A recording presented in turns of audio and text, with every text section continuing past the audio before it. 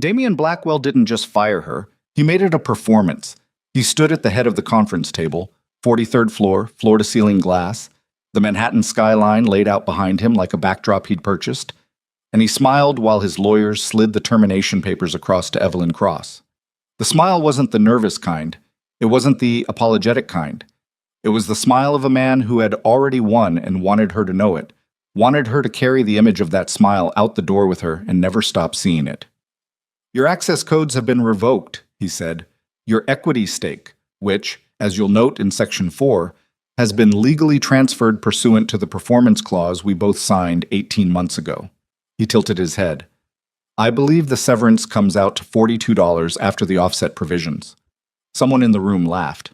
Not everyone, but someone. Evelyn picked up the papers. She read Section 4. She set them back down. Then she picked up her bag, the worn canvas tote she'd carried since graduate school, and she walked to the elevator without saying a word. The doors opened. She stepped in, and just before they closed, she heard Damian say something to the room. She didn't catch all of it, only the laughter that followed, and she understood that to everyone in that room, the story was over. She pressed the lobby button. He had no idea the story hadn't started yet. If this is the kind of story that keeps you up at night, the ones where the people who get knocked down get back up in ways nobody sees coming, stay with me until the very end. Hit that like button, leave a comment with the city you're watching from. I want to see how far this story travels. The morning Evelyn Cross lost everything, she woke up before her alarm. That was the first sign something was wrong, though she didn't know it yet. She lay in the dark of her apartment, the nice one, the one she'd leased after the Series B closed, the one with the exposed brick and the window that looked out over the river.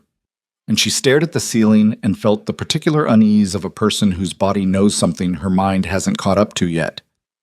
She made coffee. She showered.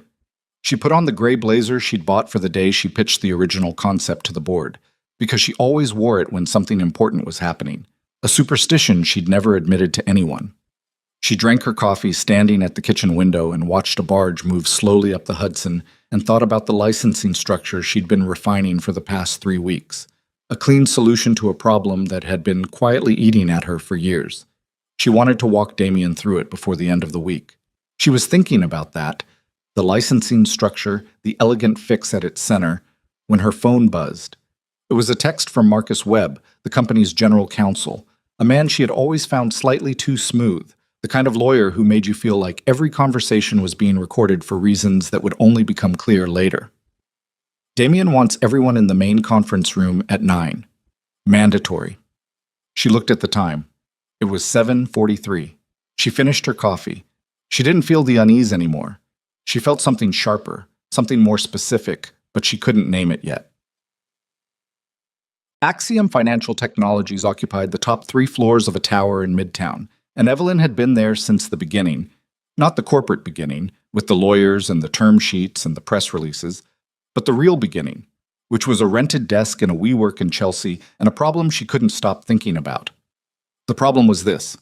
The global financial system processed trillions of dollars every day through infrastructure that was, at its core, fragile, slow, and badly designed. Not broken.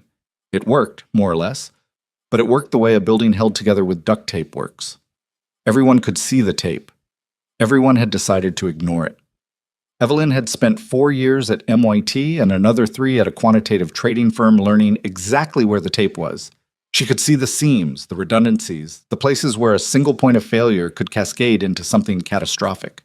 And she had spent the better part of a decade thinking about what a properly designed system would look like. Not a patch on top of what existed, but a complete architectural replacement. Something that handled settlement, reconciliation, liquidity management, and risk calculation simultaneously, in real time, with a latency low enough to make the existing infrastructure look like a fax machine. She called it the Meridian Engine. She had built the first working prototype in that Chelsea WeWork, alone, over 9 months, subsisting on bad coffee and an almost religious focus that had, during that period, cost her a relationship, a close friendship, and approximately 12 pounds she still hadn't put back on. She had barely slept. She had barely done anything except work, and she had loved every minute of it in the particular painful way that only people who have found their exact right thing understand. The prototype worked. Better than worked. It did things that the existing platforms couldn't do at all.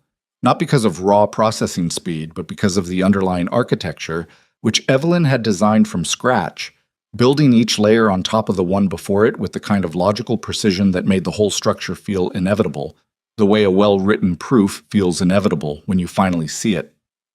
She had walked into Damien Blackwell's office on a Tuesday afternoon with a 12-page summary and a working demo on her laptop.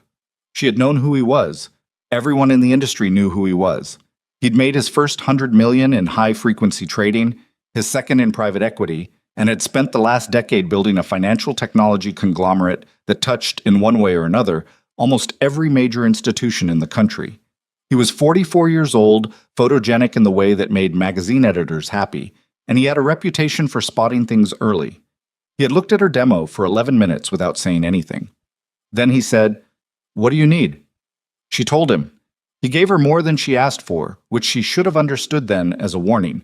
Instead, she understood it as confidence, and she signed the partnership agreement and went back to work and spent the next 2.5 years building Axiom Financial Technologies from a prototype into something that the 3 largest banks in the United States were, as of last month, running in parallel testing alongside their existing systems.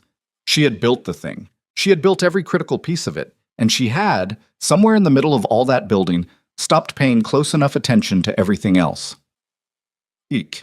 The conference room was full when she arrived at 8:57. Not the usual full, not the comfortable disorder of a product meeting or a strategy session, people coming in with laptops and coffee cups, half the chairs turned sideways. This was a different kind of full. Everyone was already seated. No laptops. The chairs were all facing forward. Marcus Webb was standing at the side of the room with a woman Evelyn didn't recognize, and Marcus had the expression he always wore when he was about to say something he'd already rehearsed. Damien came in at exactly 9. He was wearing a suit she hadn't seen before, charcoal with a faint chalk stripe, expensive in the way that only registered if you knew what you were looking at. He carried nothing. No folder, no tablet, no coffee. He walked to the head of the table, and he stood there for a moment, and he looked around the room the way people look around a room when they already know what's in it and are simply confirming. "I want to thank everyone for being here on short notice," he said. His voice was exactly the same as always, easy, controlled, the voice of a man who had never had to raise it to be heard. "We have some significant announcements this morning, so I'll get right to it." He talked for several minutes about the company's direction, about a strategic reorganization, about the board's decision to consolidate certain functions. Evelyn listened and heard none of it. She was watching his hands, which were folded on the table in front of him, perfectly still. She was watching Marcus, who had not looked at her once since she came in.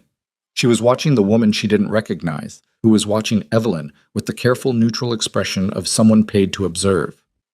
"Evelyn," Damien said. She looked at him. "We're going to need to talk about your role." Marcus slid the folder across the table to her while Damien talked. She opened it. She read it while Damien's voice continued in the background, smooth and reasoned and utterly removed from the actual content of what he was describing, the way certain kinds of violence come packaged in the language of regret. The folder contained a termination agreement, an equity transfer document, and a severance calculation.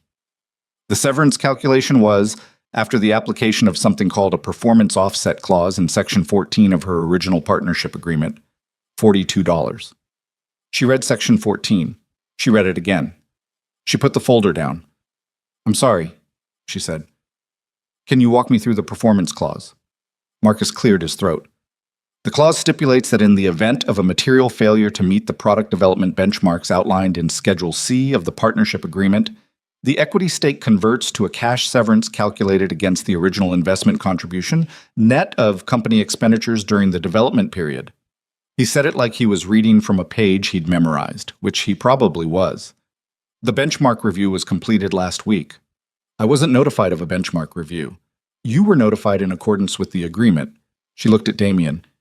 "Damien, what is this?" He met her eyes. He didn't look away. He didn't look uncomfortable. "It's exactly what Marcus said. We've reviewed the benchmarks. We've exercised the clause. I know this isn't what you were expecting, and I'm sorry for that. But the board has made a decision about the company's direction, and the company's direction." She heard her own voice and was surprised by how calm it sounded. "The system I designed is currently running in parallel testing at 3 of the largest financial institutions in the country. The licensing conversations with 2 European clearinghouses are 3 weeks from close. What benchmarks weren't met? The specifics are outlined in the review documentation, which tell me what benchmarks weren't met. A silence. Evelyn? His voice shifted just slightly. She heard it, the faint drop in temperature that happened when he decided to stop pretending the conversation was something other than what it was. I've been building this company for 2.5 years. The technology is where it needs to be. The relationships are where they need to be.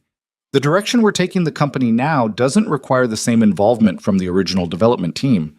That's just how it works sometimes. What it requires, she said, is the technology I built. The technology belongs to the company. Pursuant to the IP assignment clause, Marcus confirmed. She looked at the folder. She looked at the woman she didn't recognize, who was still watching her with that careful professional neutrality. She looked at Damien, who was looking back at her with something she could only call patience. The patience of a person waiting for a scene to end. Marcus, she said, am I being offered the opportunity to negotiate these terms, or is this a notification? This is a notification. She nodded. She closed the folder. She pushed her chair back from the table. Your access credentials have been suspended as of this morning, Marcus said. You'll be escorted to collect your personal items. She stood up. She picked up her bag. The $42, she said. Will that be direct deposit or a check? Damien almost smiled. She could see it at the corners of his mouth. We'll cut you a check. She walked to the door. Evelyn. His voice, easy and clear, stopped her without trying to. You built something real. You should be proud of that. This is just business. She didn't turn around. I know, she said. She walked out. The elevator ride down was 43 floors, which took approximately 50 seconds. And in those 50 seconds, she ran through everything she could remember about Section 14, about the benchmark structure, about every conversation she'd had with Marcus and with Damien over the past 2 years that might be relevant to what had just happened. She had a very good memory. One of the things her ex-girlfriend, a professor of cognitive science, had once told her was that she retained information the way a certain kind of camera retains light, everything crisp and retrievable in a way that was sometimes useful and sometimes, in the middle of the night, not useful at all. By the time the elevator reached the lobby, she had remembered something. It wasn't about Section 14. It wasn't about the benchmark clause or the IP assignment or anything that had been in the folder Marcus slid across to her. It was something older, something she'd done years before the partnership agreement, years before the Series B, years before any of this. It was something she'd done alone in that Chelsea WeWork, at a desk she was renting by the hour, when the Meridian engine was still just a prototype, and she was still just a person who believed she had built something that could change the way the world moved money. She walked through the lobby. She pushed through the revolving door. She stepped out onto the sidewalk. The sun was bright, and the air had the particular sharp quality of a New York morning in early April, and she stood on the sidewalk for a moment and breathed it in. A cab went by. A bicycle messenger cut between 2 parked cars. A man in a delivery uniform was arguing with someone on his phone. She started walking. She walked 6 blocks to a coffee shop she'd been to once before, a small place with mismatched chairs and a specials board written in the kind of handwriting that suggested the person who wrote it had opinions about things. She ordered a black coffee and took a table in the back corner near the window. She put her bag on the table. She reached inside and took out her personal laptop. Not the company machine, which had presumably already been wiped, but her own laptop, the scratched aluminum one she'd had for 4 years. She opened it. She sat for a moment with her hands flat on the table beside the keyboard, and she thought about Damien's face when she'd left the conference room. The patience, the faint, not quite smile, the absolute certainty of a man who believed he had covered every possibility. She thought about Section 14. She thought about the IP assignment clause. She thought about what those clauses covered and, more specifically, what they didn't cover. The coffee arrived. She wrapped her hands around the cup and stared at the table and thought about a decision she had made 4 years ago, alone, at 2 a.m, at a rented desk in Chelsea. A decision she had made partly out of caution and partly out of something she might have called stubbornness and partly out of a kind of technical instinct. The same instinct that told her where the seams were in the existing infrastructure, where the duct tape was, where the single points of failure lived. The instinct that said, always build the redundancy before you need it. She opened her laptop. She typed a URL she had never typed on a company machine, had never referenced in any email or document or conversation. A repository she maintained under a name that wasn't hers, on a server that wasn't connected to anything she'd signed. It loaded. She sat for a moment looking at the folder structure, the file names, the timestamps going back to before Axiom existed, before the partnership agreement, before Marcus Webb had ever been hired. Then she opened a specific directory, found a specific file, and began to read. The file was 67 pages. She had read it many times, but she read it again now, carefully, because what she was about to do required her to be certain about every detail, and she was not someone who acted on approximate certainty. When she had built the Meridian engine, she had built it in layers. That was the architectural approach, each functional layer independent of the others, communicating through defined interfaces, so that any single layer could be modified or replaced without touching the rest. It was the right way to design something complex that was going to live in the real world and be maintained by people who weren't her. What nobody except Evelyn knew, what wasn't in any company document, any code repository that Axiom owned, any briefing that had ever been given to any investor or board member or regulatory body, was that the bottommost layer of the Meridian engine contained a licensing verification module. It was small, 3,000 lines of code embedded in 140,000. It did nothing visible under normal operation. It generated no logs. It created no alerts. It added perhaps 11 milliseconds of latency to the initial system handshake, which was within the noise floor of normal variance and which nobody had ever questioned because nobody had reason to look. The module checked, at every system initialization, for a license key. The license key was generated by a root certificate. The root certificate lived on a server that Evelyn owned under a domain name registered to a Delaware LLC she had formed before she'd ever met Damian Blackwell, funded by a bank account he had never known existed. The IP assignment clause covered everything she had built as part of the Axiom development process, everything created on company time, everything documented in the company's systems or using the company's resources. It was, as Marcus had probably noted with satisfaction, quite comprehensive. It did not cover, because it could not cover, what had existed before the company, what she had brought in fully formed, undisclosed, embedded at a level too deep and too quiet for any standard code review to find, because she had designed it that way. She had designed it that way because she was the kind of person who understood that duct tape could hold a building together for a very long time, but that the building was still held together by duct tape, and that someday someone was going to pull on the wrong piece. She had never intended to use the module. She had built it in the same spirit in which a certain kind of careful person keeps a copy of every document they've ever signed, stores it in a fireproof box, and hopes they never need to open it. She had hoped she would never need it. She had gone 2.5 years without needing it. She took a sip of her coffee. It had gone slightly cold. She looked at the file on her screen. She looked at the folder structure. She looked at the timestamp on the root certificate, 4 years, 3 months, and 17 days ago. She thought about Damian standing at the head of the table with his hands folded, patient, waiting for her to leave. She thought about the check for $42. She thought about the word he'd used, business. She reached into her bag and took out a small drive, dark blue, the size of her thumb, and plugged it into the laptop. The drive contained a secondary authentication token she had generated years ago and stored offline, physical redundancy for a system she'd hoped would never be needed. She mounted the drive. She navigated to the token file. She copied it to a secure folder on the laptop. She opened a second window and logged into the licensing server's admin interface. Her hands were completely steady. That surprised her, a little.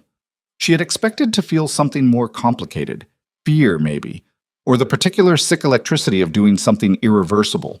Instead, she felt the way she always felt when she was doing technical work that she understood completely, when the problem in front of her was exactly within her competence to solve. Focused, clear, certain. She found the license management interface. She found the master license record associated with the Meridian engine's root certificate. She looked at its current status, active, as it had been for 4 years, quietly validating every single system initialization at every institution that ran her software. She looked at it for a long moment. Then she navigated to the license schedule configuration. She didn't deactivate it immediately. She wasn't impulsive and she wasn't reckless, and she understood that what happened next would have consequences she needed to think through carefully. She had already thought through most of them, in the abstract, over years of not expecting to need this. She had thought about the institutional impact, the regulatory questions, the legal exposure from multiple directions.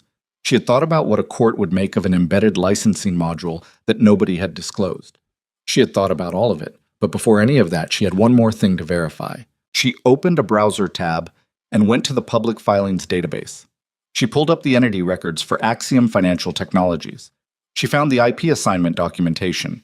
It was publicly registered as part of the company's capital structure disclosure, the way these things usually were. She read the scope definition. She read the exclusion language, what little there was. She read it 3 times. Then she closed that tab and went back to the licensing interface. She set the license to enter a validation-required state in 72 hours. Not deactivated. She wasn't doing this carelessly. Validation required meant the system would continue to function normally until the validation window opened, at which point it would require a fresh license confirmation from the root certificate server. Without that confirmation, it would enter a read-only state. No new transactions, no new connections, no new anything. 72 hours. Enough time for her to have certain conversations, enough time for the right people to understand what they were looking at.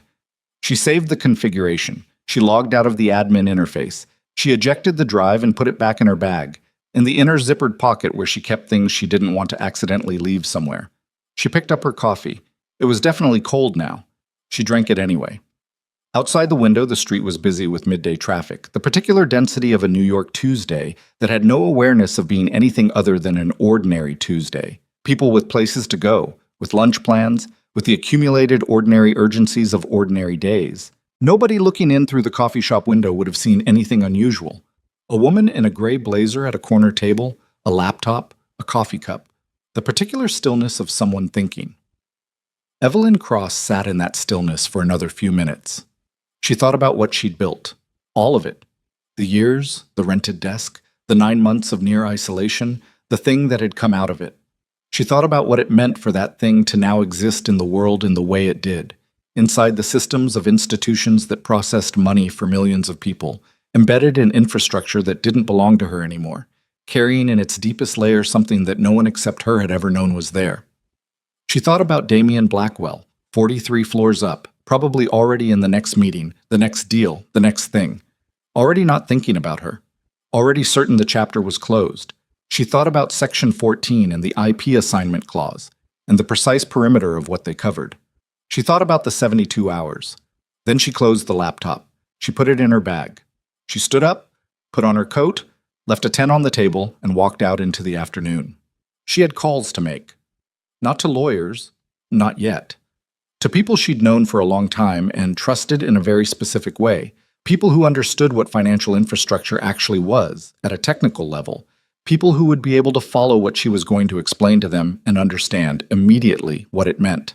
She had the names of 3 people she wanted to talk to before the end of the day. She had 72 hours. And she had the thing Damien Blackwell hadn't thought to look for, because it had never occurred to him that someone he'd just handed $42 might have thought further ahead than he did. She walked east, into the wind off the river, and she did not look back at the tower she'd walked out of 2 hours ago, because she didn't need to. She knew exactly what was in it. She knew now exactly how it was built. And she knew something about buildings held together with duct tape that Damien Blackwell, for all his money and all his lawyers and all his patient certainty, had apparently never considered. When you pull the right piece, they don't come apart slowly. They come apart all at once. The first call she made was to a man named Peter Okafor.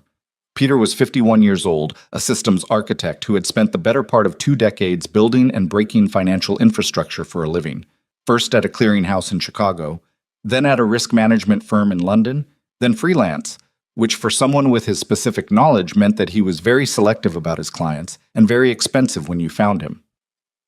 Evelyn had met him at a conference 7 years ago, the kind of conference where people who actually understood how money moved at a technical level mostly ignored the keynote speakers and talked to each other in the hallways. They had stayed in touch in the intermittent, low-maintenance way of people who respected each other's work without needing to be in regular contact. She called him from the sidewalk, walking east, the wind pushing against her from the direction of the river. He picked up on the second ring. Evelyn Cross. His voice had that particular quality she remembered, measured, slightly amused, like he was always listening for the part of the conversation that hadn't started yet. It's been a while. It has. Are you in the middle of something? I'm in between things. What's going on? She told him. Not all of it. Not the licensing module, not the 72 hours, not the specifics of what she'd set in motion that morning. She told him about the termination, the equity clause, the $42.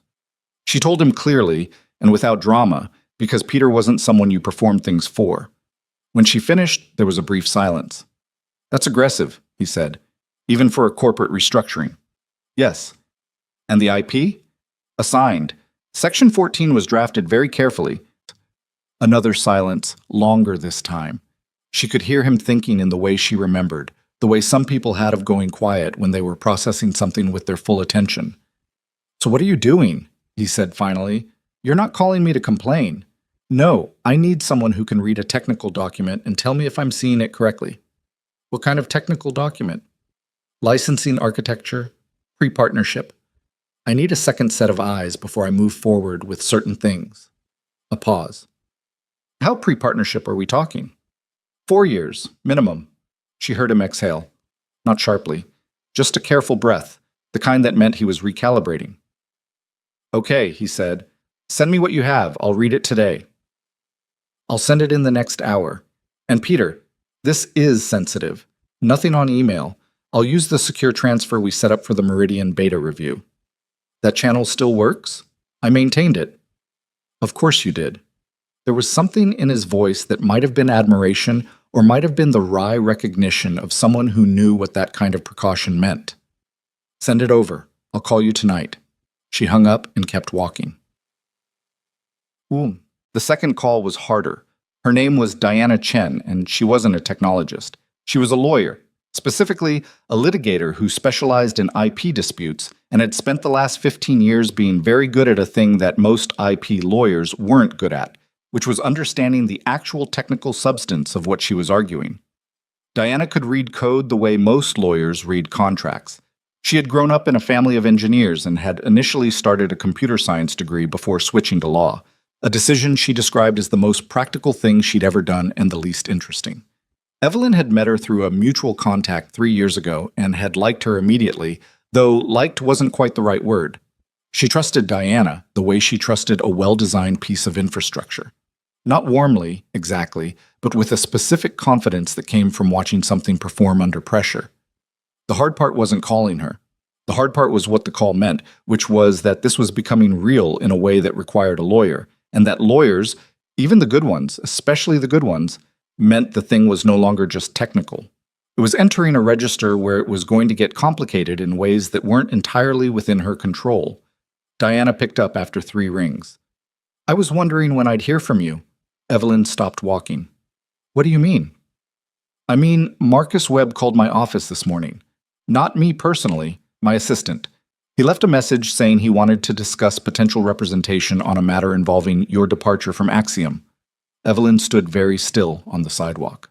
Someone walked around her, annoyed, and she didn't notice. He called you. My assistant, which tells me he's doing preliminary work, probably testing the water on whether you'd retained anyone yet, which also tells me they're not entirely sure you're just going to take the check and disappear. Diana's voice was careful and precise. Should I call him back? No. She started walking again. Diana, I need to talk to you. Today, if possible. I have a gap at 4. Come to the office. Not your office. Somewhere else. A beat. The coffee place on 46th, the one with the outdoor tables in the back. 4:15. I'll be there. Dad. The third call she almost didn't make. His name was Raymond Cross, and he was her father. He was 73 years old, and he lived in a house in New Jersey he'd bought in 1987 and refinanced twice and finally paid off 8 years ago. And he spent his retirement doing 3 things: tending a garden that had, over the years, become more ambitious than the original property quite supported, arguing with her brother about football, and worrying about Evelyn in the specific quiet way of a man who had spent decades watching his daughter make decisions he didn't always understand but had learned to trust. He had worked for 31 years as an electrical engineer for a utility company. He understood systems. He understood the way large things were built and the way they failed. He did not understand financial technology in any particular detail, but he understood his daughter, which was sometimes more useful. She didn't call him to tell him what had happened. She called him because she had a habit, when something important was unfolding, of hearing his voice. Not for advice. He rarely gave advice directly, which was one of the things she appreciated about him, just to hear the specific steadiness of it. He picked up on the first ring, the way he always did now that he was retired and the phone was always nearby. "Hey, kid." "Hey, Dad." A brief pause in which he almost certainly heard something in her voice that she hadn't put there deliberately. "You okay?" "I'm okay. Just had a weird day." "Weird how?" "Work stuff. It's complicated." "Does it need to be uncomplicated?" She almost smiled. "It's in progress." "Okay." He didn't push. He never pushed. "You eaten anything today?" "Coffee." "That's not food." "I know." "Evelyn?" "I'll eat something. I'm about to meet someone." "Okay." Another pause. "Call me later if you want to talk." "I will." She hung up and stood for a moment at a crosswalk, the light red. A crowd of people gathered on either side of her waiting to cross. She thought about her father in the house in New Jersey, probably going back to whatever he'd been doing before she called.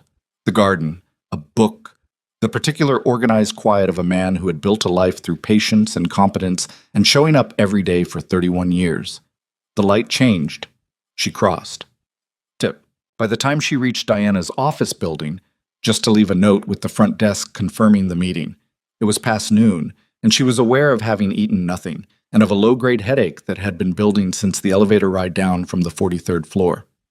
She found a deli 2 blocks from Diana's building and bought a sandwich she didn't particularly want and ate half of it standing at a counter, watching the street through the window. She thought about Damien. Not with anger exactly, or not just with anger, with the kind of analytical attention she brought to any problem she was trying to understand. She had worked alongside this man for 2.5 years. She had been in hundreds of meetings with him, had watched him make decisions under pressure, had understood him, she thought, reasonably well. She had never believed they were friends. He wasn't someone who had friends in the way most people did. He had relationships that served functions, and he was honest about that in the particular way of someone who considers that honesty a virtue. But she had believed, without examining the belief too carefully, that there was a basic framework of fair dealing between them. Not sentiment, not loyalty exactly, just the shared interest of 2 people building something together. She saw now that she had been the one building. He had been the one waiting. The question she sat with, eating her half sandwich at a deli counter on a Tuesday afternoon, was how long he had been waiting. Whether the performance clause in Section 14 had been a contingency, a structure put in place against the possibility that he'd need it, or a plan. Whether Marcus's very careful drafting of the exclusion language had been standard legal caution or something more deliberate. She thought she knew the answer. She'd been thinking about it since the elevator. She threw away the second half of the sandwich and went to find a place to sit until 4:15 at Peter called her at 2:30. She was in a library, the public one on 5th, the big one with the stone lions out front, because it was warm and quiet and nobody looked at you twice for sitting alone with a laptop. She picked up immediately. "Okay," he said. "I've read it." And I want to make sure I'm understanding the implementation correctly." She heard him pull up something on his end. "The module sits in the initialization layer, below the session management, below the authentication stack. It's essentially invisible at the functional level because it completes before any of the instrumented processes begin. And the root certificate, it lives entirely outside the Axiom infrastructure." "Correct." "It was never in any of the repositories they had access to?" "No. The component that calls it exists in their codebase. The certificate validation logic is obfuscated in a way that would look like a hardware fingerprinting routine to anyone doing a standard audit. The root server is completely separate." A silence. "Evelyn." His voice had changed, and not alarmed exactly, but careful in a specific way. "This is, from a technical standpoint, this is one of the more elegant things I've seen. But the legal question is, I know the legal question. That's why I'm talking to Diana Chen this afternoon." "Diana Chen?" A pause. "Good choice." Another pause. "The validation required state you set. What's your window?" 72 hours from approximately 9 this morning. She heard him calculate. "So about 60 hours from now. which means if you're going to do anything with this, you need to move fast. Because the moment that system enters validation required mode, it won't matter whether you have legal standing or not. The institutions running the software are going to be in crisis mode, and whatever leverage you think you have becomes a much more complicated thing to use. I know. You have a plan. It wasn't a question. He'd known her long enough to know it wasn't a question. I have the beginning of one, she said. I want to talk to the right people before the window opens. Which right people? The banks. Another silence, longer than the previous ones.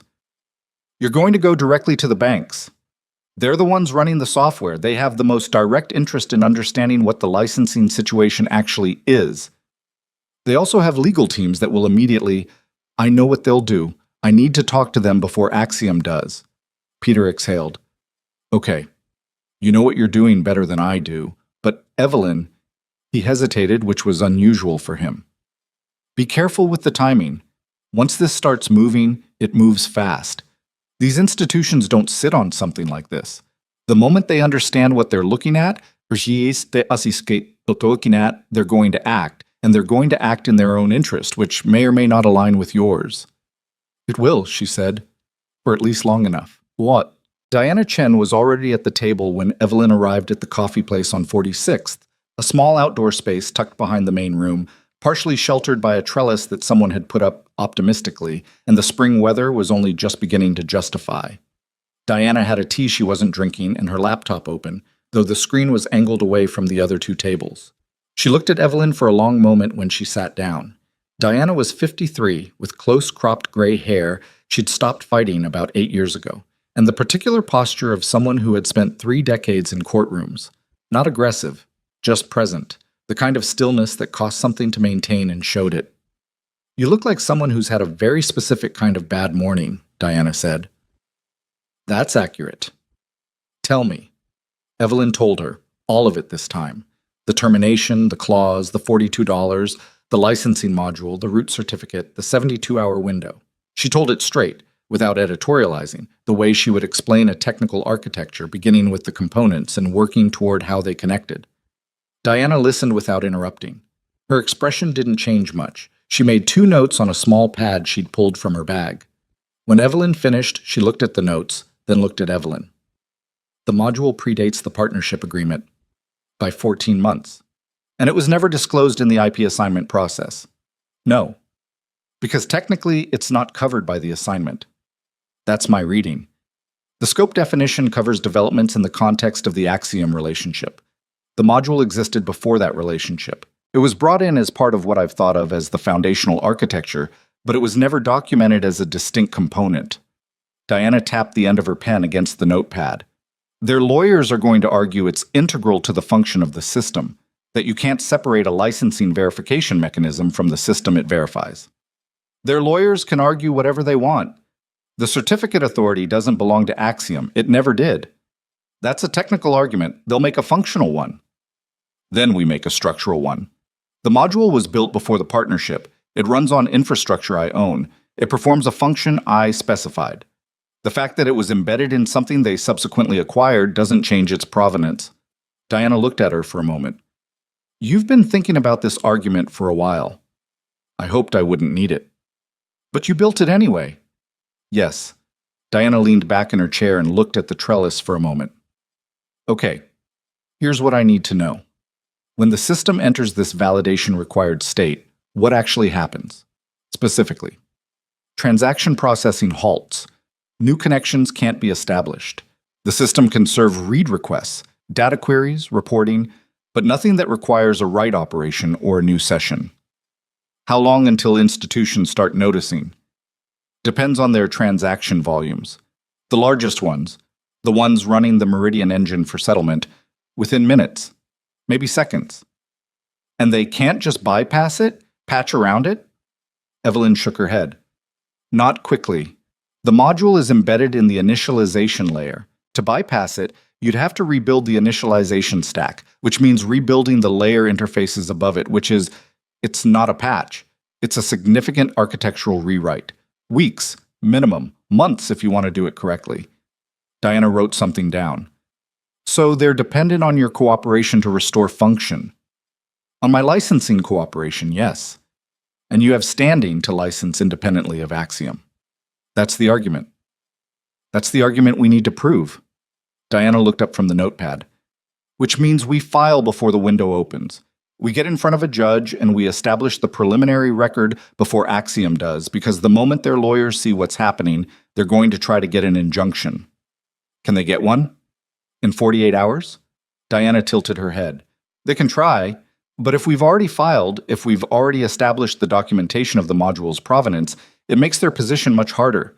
They'd have to demonstrate an immediate harm. And the irony is that any immediate harm is coming from the system entering validation mode, not from your claim. She paused. When you set that 72-hour window, did you document that action? Timestamp, record, anything that shows the timing relative to your termination? I can produce logs from the server. Good. Don't touch them. Don't add to them. Don't modify them. Leave them exactly as they are and make sure I can access them tonight. Okay? And the LLC that holds the certificate authority, registered 4 years ago, Delaware, completely clean, annual filings current. Diana studied her. You planned for this. I planned for having options, Evelyn said. It's different, Os. She left the coffee place at 5:47 and walked for a while without a specific destination, which was unusual for her. She was not a person who walked aimlessly, but she needed the movement, the sensation of the city around her while she processed what Diana had laid out for the next 48 hours. The filings, the documentation package, the specific sequence of calls she needed to make, and in what order. Diana had been clear about the order. Who heard what and when would matter enormously when this went in front of a court. She was thinking about that order when her phone rang with a number she didn't recognize. A Manhattan area code, but not a contact. She almost didn't answer. Then she did. Ms. Cross. The voice was male, clipped, the particular tone of a junior person executing a message on behalf of someone more senior. This is calling on behalf of Thomas Whitmore at Northgate Capital. Mr. Whitmore would like to arrange a brief conversation at your earliest convenience. She stopped walking. Thomas Whitmore was the chief risk officer at Northgate Capital, which was one of the 3 banks running the Meridian engine in parallel testing. She had met him twice, briefly, during the technical review process. He was the kind of man who did not make calls through junior staff to people he decided weren't worth his personal attention. What is this about? She said, because she wanted to hear how they framed it. A brief hesitation. Mr. Whitmore would prefer to discuss the specifics directly. Would tomorrow morning work? He's available at 8. She thought about Diana's timeline. 8 tomorrow was fine. 8 tomorrow, in fact, was useful. Yes, she said. Tell him I'm available. She hung up and stood for a moment on the sidewalk. She hadn't moved yet. The 72-hour window was still counting down, and Whitmore's call had come from Northgate, which meant someone at Northgate had done a technical audit in the hours since Axiom had announced her departure, because these things moved through industry channels faster than most people understood, and a senior technical departure from a company whose software you were running in parallel testing was exactly the kind of event that triggered a quiet review. They had found something, or they were beginning to. She thought about Peter's warning. The moment they understand what they're looking at, they're going to act in their own interest. She started walking again. She was back at her apartment by 7. She made tea she didn't drink, sat at the kitchen table with her laptop, and worked through what Diana had sent. A draft filing outline, a document request list, a set of questions about the technical architecture that Evelyn needed to answer in writing before morning. She answered the questions carefully, precisely, with the same attention she brought to technical documentation. She checked every statement against what she actually knew to be true rather than what she believed or assumed, because the difference between those things was going to matter. At 9:15, she took a break and stood at the window looking at the river. 43 floors up, Damian Blackwell was presumably having dinner, or on the phone, or in one of the evenings he preferred, a small group at a restaurant he'd chosen, conversation that was always partly transactional in the way that most of his relationships were. A glass of Burgundy he would discuss with the kind of casual expertise that suggested it was a performance even when it wasn't. She wondered if anyone had flagged the technical audit. She thought probably not yet. The audit was quiet, the kind of due diligence that a risk officer initiated without broadcasting. Whitmore hadn't called Axiom. He'd called her. That told her something important about where Northgate's instincts were. She went back to the table and kept working. At 10:40, Peter called. "I want to flag something," he said, without preamble. "Go ahead." "I was thinking about the obfuscation layer, the one that makes the module look like a hardware fingerprinting routine. What about it?" If Axiom's technical team does a deep audit, not a standard review but a real forensic dig, they may identify it eventually. Maybe not in 48 hours, but maybe. They'd have to know what they're looking for. Or get lucky. I'm just saying the timeline matters. If they find it before you've established the legal record, their framing of it becomes the first framing. An embedded kill switch planted by a disgruntled employee, it's not a kill switch. I know that, you know that, but that's how it'll read if they get to name it first. She was quiet for a moment. "Diana's filing in the morning, before market open." "Good." A pause. "Evelyn, I want to ask you something, and I want you to give me an honest answer." "Okay." "When you built the module, what was it for? Really, not the legal argument, not the licensing framework. What did you actually intend it to do?" She thought about that. She thought about the WeWork in Chelsea, the 2 in the morning, the particular state of exhaustion and clarity that had produced certain decisions she'd never revisited. "I intended it as a safeguard," she said, "an architectural safeguard. If the technology ever got into the wrong hands, if it got used in a way I hadn't sanctioned without the oversight I'd built in, I wanted there to be a mechanism that required my involvement to continue." "A conscience layer," he said. "That's not how I would have described it then." "But that's what it is, like..." She looked at the river. "Maybe," she said, "or maybe I just didn't fully trust anyone, including myself." Peter didn't say anything for a moment. "That's the most honest thing you've said to me in years." "Don't make it weird." He laughed, short and genuine. "Get some sleep. You have a long couple of days ahead." She didn't sleep well. That was true, and she had expected it to be true. She lay in the dark and went through timelines, legal questions, the specific sequence of conversations that needed to happen, and in what order, the things Diana had warned her about, and the things Peter had flagged, and the sound of Thomas Whitmore's junior staff person saying Mr. Whitmore would prefer to discuss the specifics directly. She got up at 5 and made actual coffee and sat at the table in the pre-dawn quiet and thought about what she was doing. She was not impulsive. She had never been impulsive. Every decision she had made about the module, building it, maintaining it, embedding it, setting the validation window yesterday morning in the coffee shop, had been considered, had been the product of analysis, not emotion. But she was aware, sitting at the kitchen table at 5 in the morning, with the city just beginning to wake up outside the window, that there was something underneath the analysis that wasn't entirely rational. Something that had been building for 2.5 years of watching Damien Blackwell take credit for things she'd built, explain technical concepts in meetings that she'd had to brief him on that morning, receive the kind of easy authority that accrued to people who looked like him in rooms that looked like those rooms. She was aware of it. She wasn't going to pretend it wasn't there. But she also knew, and this was the thing she kept returning to, the thing she needed to be true for any of the rest of it to be worth anything, that what she was doing wasn't about that, or not primarily about that. It was about something she'd been trying to articulate since the elevator ride down and hadn't quite managed to put into words. The Meridian engine worked. It was real. It was good. It was the best thing she'd ever built. And it was currently sitting inside a company that had been stripped away from her through legal maneuvering, being used to build a monopoly by a man who understood its value only in terms of what it could extract. The 3 banks running it in parallel were not its final destination. She had never imagined them as its final destination. She had imagined something different, something she hadn't told Damien because it hadn't been relevant to what he was building. But it had always been there, in the back of everything, the actual answer to the question of what the Meridian engine was for. She would get to that. But first there was a filing to review and a meeting with Thomas Whitmore, and 60 hours until the validation window opened. She opened her laptop and started reading Diana's final draft. The call from Axiom's general counsel came at 7:43 in the morning. Not Marcus this time. Someone above Marcus, a man named Gregory Holt, whose name she recognized from the company's outside counsel list. Senior partner, litigation practice, the kind of call that cost $800 a minute and was designed to make the person on the other end feel it. "Ms. Cross," he said, "I'm calling as a courtesy before things become more formal. We've become aware that you may be contemplating certain actions with respect to the Axiom Financial Technologies platform that would be in significant tension with your contractual obligations.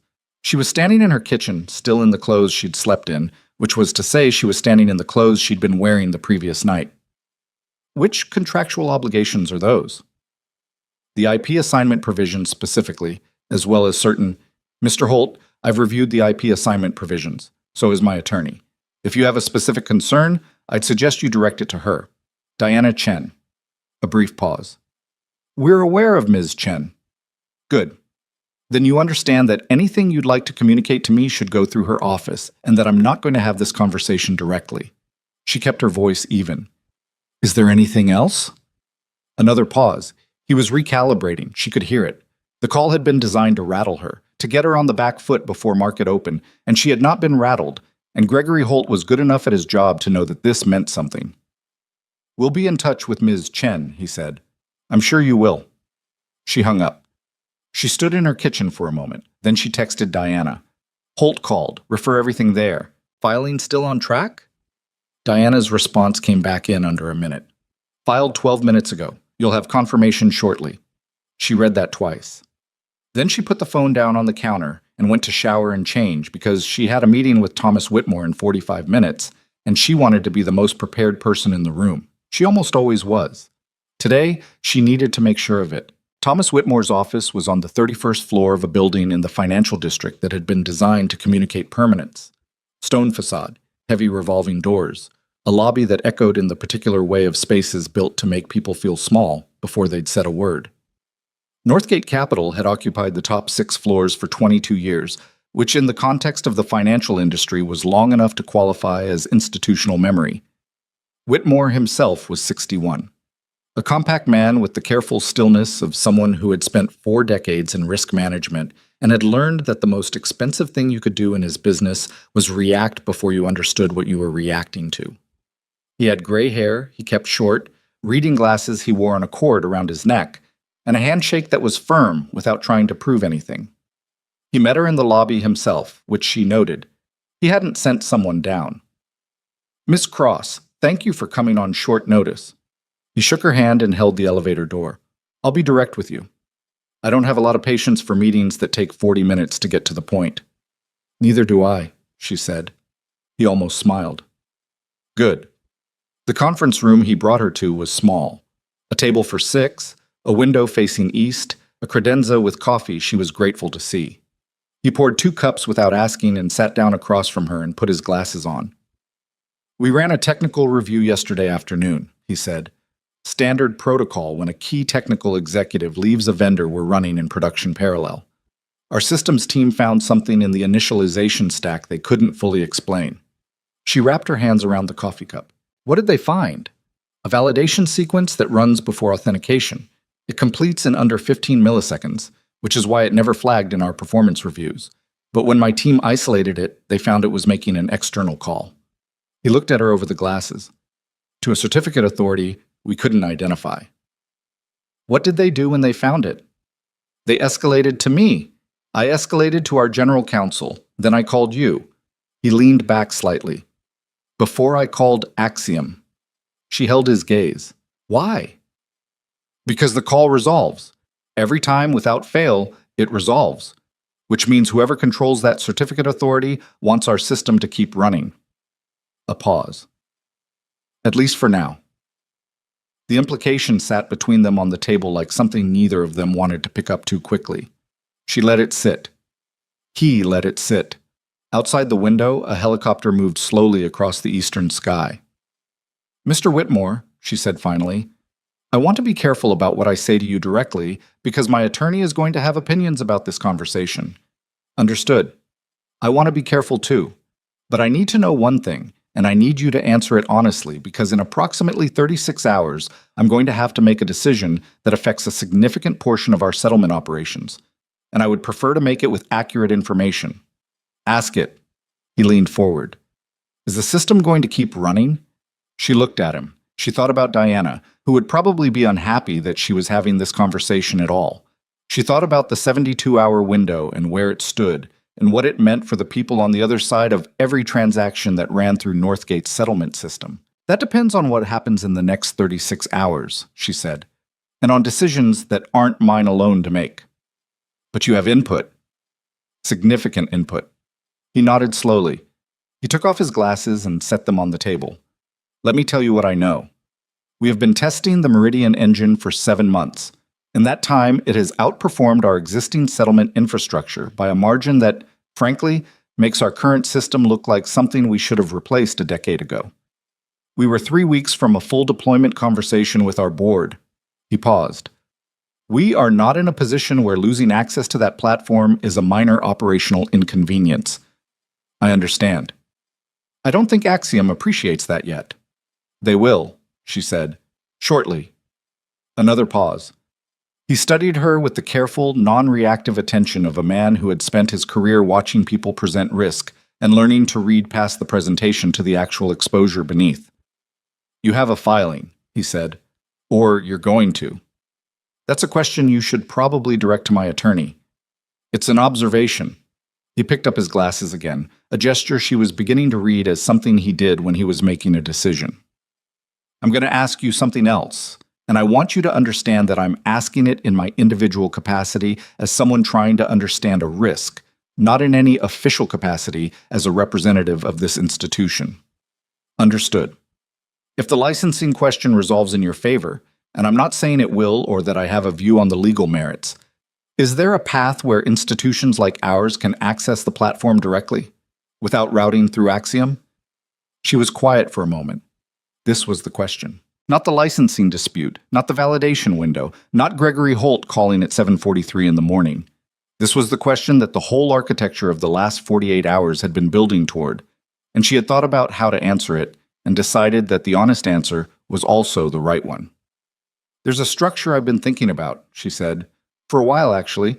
Direct licensing to qualified institutions, federated governance model. No single intermediary. He looked at her. No Axiom in the middle. No anyone in the middle. He was quiet for a long time, long enough that she heard the building's ventilation system and a phone ringing somewhere down the hall and the distant compression of the elevator machinery. How far along is that structure? He said finally. Conceptually, quite far. Practically? She thought about the LLC, the certificate authority, the files she'd been maintaining for 2 years on a server she'd never mentioned to anyone at Axiom. Far enough. She left Northgate at 9:40 and called Diana from the sidewalk. How did it go? Diana asked, before she could say anything. Whitmore is sophisticated. He found the validation call in the initialization stack. He knows there's a certificate authority he doesn't control, and he understands what that means. Did he threaten anything? No, he asked if there was a direct licensing path. A silence. He asked you that. He was careful about framing it, but yes. Evelyn. Diana's voice shifted slightly, not alarmed, but recalibrated. What did you tell him? I told him there was a structure I'd been thinking about. That's it? That's it. Another pause. Okay, that's okay. But you can't have those conversations unilaterally. If Whitmore is interested, and if the other institutions are interested, that needs to go through a framework we control, not informal meetings. I know, that's why I'm calling you. How long until the window opens? She did the calculation. 33 hours. We need to move on the entity structure. The licensing LLC needs to have operational capacity before the window opens, or we're presenting a theoretical framework to institutions that need concrete answers. A pause. I'm going to call someone, a colleague who does transactional work. She's done licensing frameworks for open source technology companies, which is the closest analog. Can you be at my office at noon? Yes. Bring everything you have on the LLC. Formation documents, the certificate authority registration, the server documentation, everything. She was already walking. I'll be there. But she had 2 hours before Diana's office. She used them. She went back to the coffee shop, not the one from yesterday, a different one, closer to the financial district, smaller, with a counter along the window that let her see the street. She ordered coffee she actually drank this time, and opened her laptop and spent 90 minutes building the thing she'd been building in her head for 2 years. She called it NovaGrid Technologies. The name wasn't new. She'd registered it 14 months ago. a shell she'd never activated, sitting in a Delaware filing cabinet alongside the LLC that held the certificate authority. She had registered it because she had a habit of building things before she was sure she needed them, and because the name described what she'd always thought the Meridian engine should actually become. Not a proprietary platform controlled by a single company, but a grid, an infrastructure layer, something more like a highway than a toll booth. She opened the operating framework document she'd been maintaining on her private server. Not finished, not polished, a working document full of revision marks and margin notes, and at least 3 sections she'd rewritten 6 times. She read through it now with the specific attention of someone who needed it to be real in 33 hours rather than theoretical indefinitely. The core idea was simple, which was one of the things she liked about it. Instead of licensing the Meridian engine through a single intermediary company that marked up access in controlled terms, NovaGrid would license directly to financial institutions under a federated model. Each institution would hold its own license, validated against the root certificate she controlled. Governance of the platform's technical direction would be shared among licensees, a technical committee, voting rights proportional to transaction volume, decisions made transparently. No Damien in the middle, no anyone in the middle. She spent an hour cleaning up the framework document, making the governance section more specific, adding 3 paragraphs to the pricing model that addressed something Whitmore had said, not directly, but by implication, about the way Axiom's pricing structure had troubled his board. She didn't make it beautiful. She made it clear. At 11:45, she saved it, closed the laptop, paid for her coffee, and walked to Diana's office. Diana's colleague was named Priya Sandhu, and she was 47 years old and spoke at approximately twice the speed of anyone else in the room, which was something that might have been disconcerting if the content of what she was saying hadn't been precise enough to track. She had done transactional work for technology licensing frameworks for 20 years and had the particular quality of someone who understood contracts the way Evelyn understood code, not as language to be interpreted, but as structures to be built. She read the NovaGrid framework document in 20 minutes while Evelyn and Diana talked about the filing. Then she put it down and said, "This is actually quite elegant. Who else has seen this?" "No one." "Not even Axiom?" "No." Priya looked at Diana. Diana looked back. Something passed between them that Evelyn read as professional acknowledgement of a specific kind of situation. The kind where the facts, if managed correctly, were significantly in the client's favor. "Okay," Priya said. "To make this operational in 30 hours, we need 4 things. The LLC needs to be activated. I'm assuming it's been sitting dormant? Since registration. I can activate it by end of day. Banking relationship, operating agreement update, certificate of good standing. Second, the licensing agreement template. I can adapt from existing open source infrastructure precedents, but I need the specific technical parameters from you. What's a license? What's a sublicense? What triggers revocation? What's the governance threshold for technical changes? I can give you those parameters in writing by 3 this afternoon. Good. Third, you need at least one institution that signed a term sheet before the window opens. Not a license, a term sheet, something that establishes market interest independently of the litigation." Priya looked at her. "You spoke to Whitmore this morning. He expressed interest. In a term sheet? In a direct licensing structure." Priya and Diana exchanged another look. "I can draft a term sheet that's legally clean and doesn't prejudice the litigation," Diana said, "if Whitmore will sign it." "I think he will," Evelyn said. "He's a risk officer. He's already calculating what it costs him if the window closes and there's no path to restore function. The term sheet is insurance for him." "Fourth thing," Priya said, "and this is the one that makes everything else matter. You need to notify Axiom of the licensing framework before the window opens, formally, so the record is clear that you offered them a path." Evelyn looked at her. "You want me to notify Axiom?" "Not to negotiate with them, to document that you gave them the opportunity. That's a very different thing." Priya's expression was entirely matter-of-fact. If this goes to a prolonged litigation, the question of who offered what and when becomes very important. You want the record to show that you moved in good faith. She thought about Damien, about Gregory Holt, about Marcus Webb watching her from the side of the conference room with his pre-rehearsed explanations. She thought about how the word good faith would read to each of them. "Okay," she said, "draft the notification. Diana reviews it. I'll sign it." The rest of the day moved at a pace she hadn't anticipated, which was fast and then faster. Priya activated the LLC before 3. Evelyn sent the technical parameters at 3:15, sitting at a desk in Diana's conference room with a borrowed laptop and a legal pad, translating 4 years of architectural thinking into specific contractual language. At 4:30, Diana sent a draft term sheet to Whitmore's office. At 5:12, Whitmore's assistant confirmed he would review it that evening. At 5:45, Evelyn sent the formal licensing notification to Axiom Financial Technologies, addressed to Gregory Holt. She had read it 4 times before signing it. Diana had read it 6. It was 3 paragraphs long, cited the certificate authority registration and the module's pre-partnership provenance, and offered Axiom the option to enter a licensing conversation with Nova Grid Technologies within 24 hours. It was professional and factual and gave them nothing to characterize as threatening. She hit send. She sat for a moment. Then her phone rang. It was a number she didn't recognize. Not Manhattan, not any area code she placed immediately. She answered. "Is this Evelyn Cross?" Female voice, professional, slightly hurried. "Yes. I'm calling from the office of Senator Diane Hartwell. We're with the Senate Finance Committee's Technology Oversight Subcommittee. We've been made aware of some developments relating to Axiom Financial Technologies' licensing structure, and the senator would like to speak with Ms. Cross at her convenience." Evelyn closed her eyes for exactly 1 second. Then she opened them. "Who made you aware of those developments?" A pause. "I'm not able to say at this point.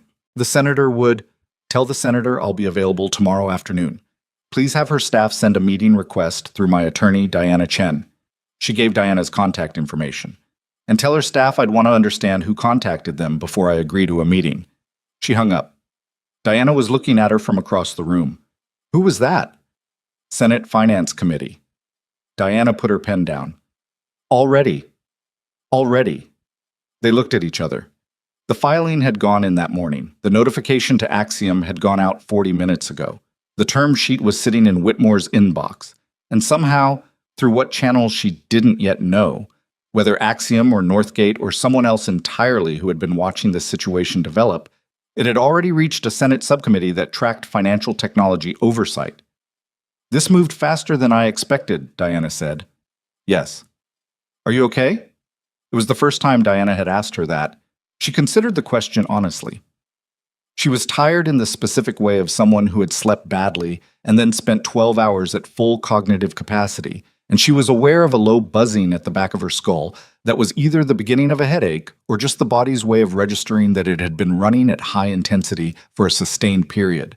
She was also aware, and this was the thing that was harder to name, of something she could only call a kind of grief that sat alongside everything else. Not for the job, not for the equity, or the $42, or any of that. For the version of events she'd spent 2.5 years inside, the one where she'd believed the building was being built together. "I'm okay," she said. "I'm tired. Go home. Eat something real. I'll have updates from Whitmore and from Priya in the morning." She nodded. She packed her bag. She was at the elevator when her phone buzzed again. A text from Peter. "You might want to check the Axiom trading desk feed. Something's moving." She stood at the elevator and opened a financial data app she kept on her phone, one she'd used during her quantitative trading years. She pulled up Axiom Financial Technologies market data. The stock had dropped 14% in after-hours trading. She stared at the number. The validation window hadn't opened yet. The system was still running, still validating, still processing transactions exactly as it had been this morning. But something had leaked. The notification to Holt, or the Senate call, or the term sheet at Northgate, or some combination of all three moving through the information networks that surrounded any company of Axiom's size. And the market had done what markets did when they encountered uncertainty about foundational infrastructure.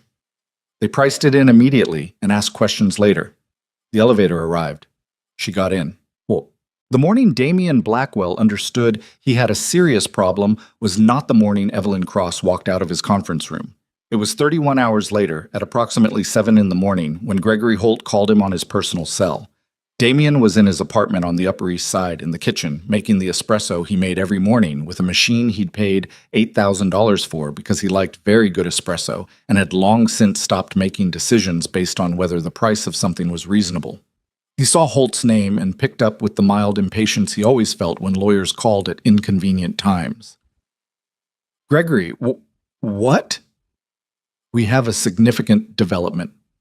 Holt's voice had a quality Damien had not heard from him before, which was the careful, measured delivery of someone choosing each word for its legal implications, even in a phone call.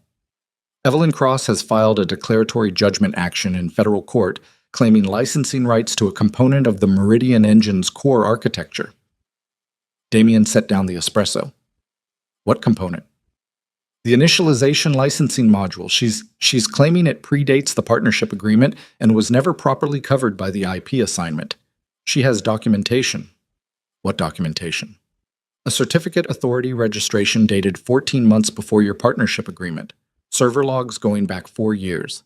A Delaware LLC that appears to have been the original owner of record for the module. Damien was quiet. He picked up the espresso and put it down again without drinking it. How solid is it? The filing is preliminary. We'll challenge the scope argument. Our position is that functional integration trumps provenance. But, Holt paused. There's a complicating factor. Tell me.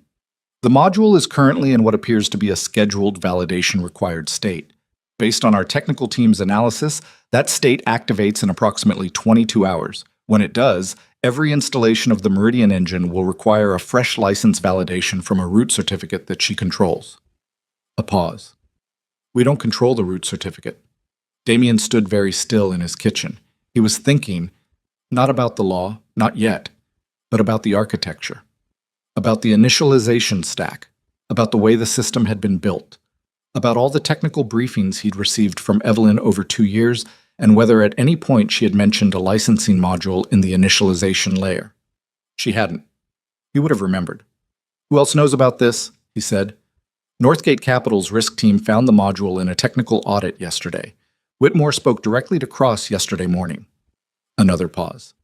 She also filed a formal licensing notification to our office yesterday evening. She started a company, Nova Grid Technologies. She's offering direct licensing to financial institutions. The silence that followed was not the comfortable silence of a man gathering his thoughts. It was the different kind. The kind that comes when something has gone further than expected, faster than expected, and the gap between where you are and where you thought you were is wider than you've allowed for. Get the board on a call, Damien said. This morning, 8 o'clock. There's one more thing. What? Senate Finance Committee reached out to our government affairs team last night. They're asking about the licensing structure and the platform's regulatory classification. Damien stared at his espresso machine. $8,000.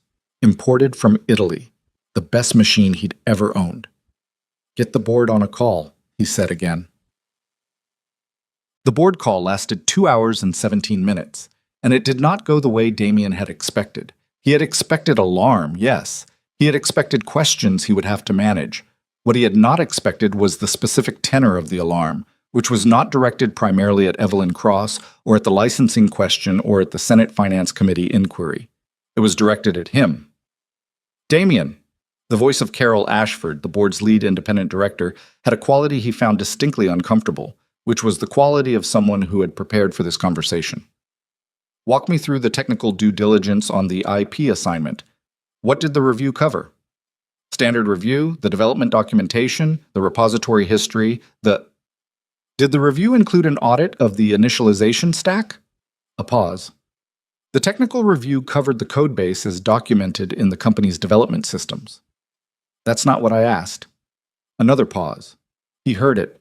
The thing in her voice that told him she had already spoken to someone technical had already gotten an independent read on what the initialization stack audit would have found. Carol, what are you asking me? I'm asking whether, before you exercised the performance clause and terminated Evelyn Cross, you had confirmed that the IP assignment actually covered everything you believed it covered. The silence that followed was its own kind of answer. He heard other voices on the call. The low murmur of a board that was recalculating, resetting its understanding of the exposure. He had run board meetings for 12 years. He knew what that sound meant. It was the sound of people who were deciding whether they were in the same boat as the captain, or whether they needed to start thinking about the distinction.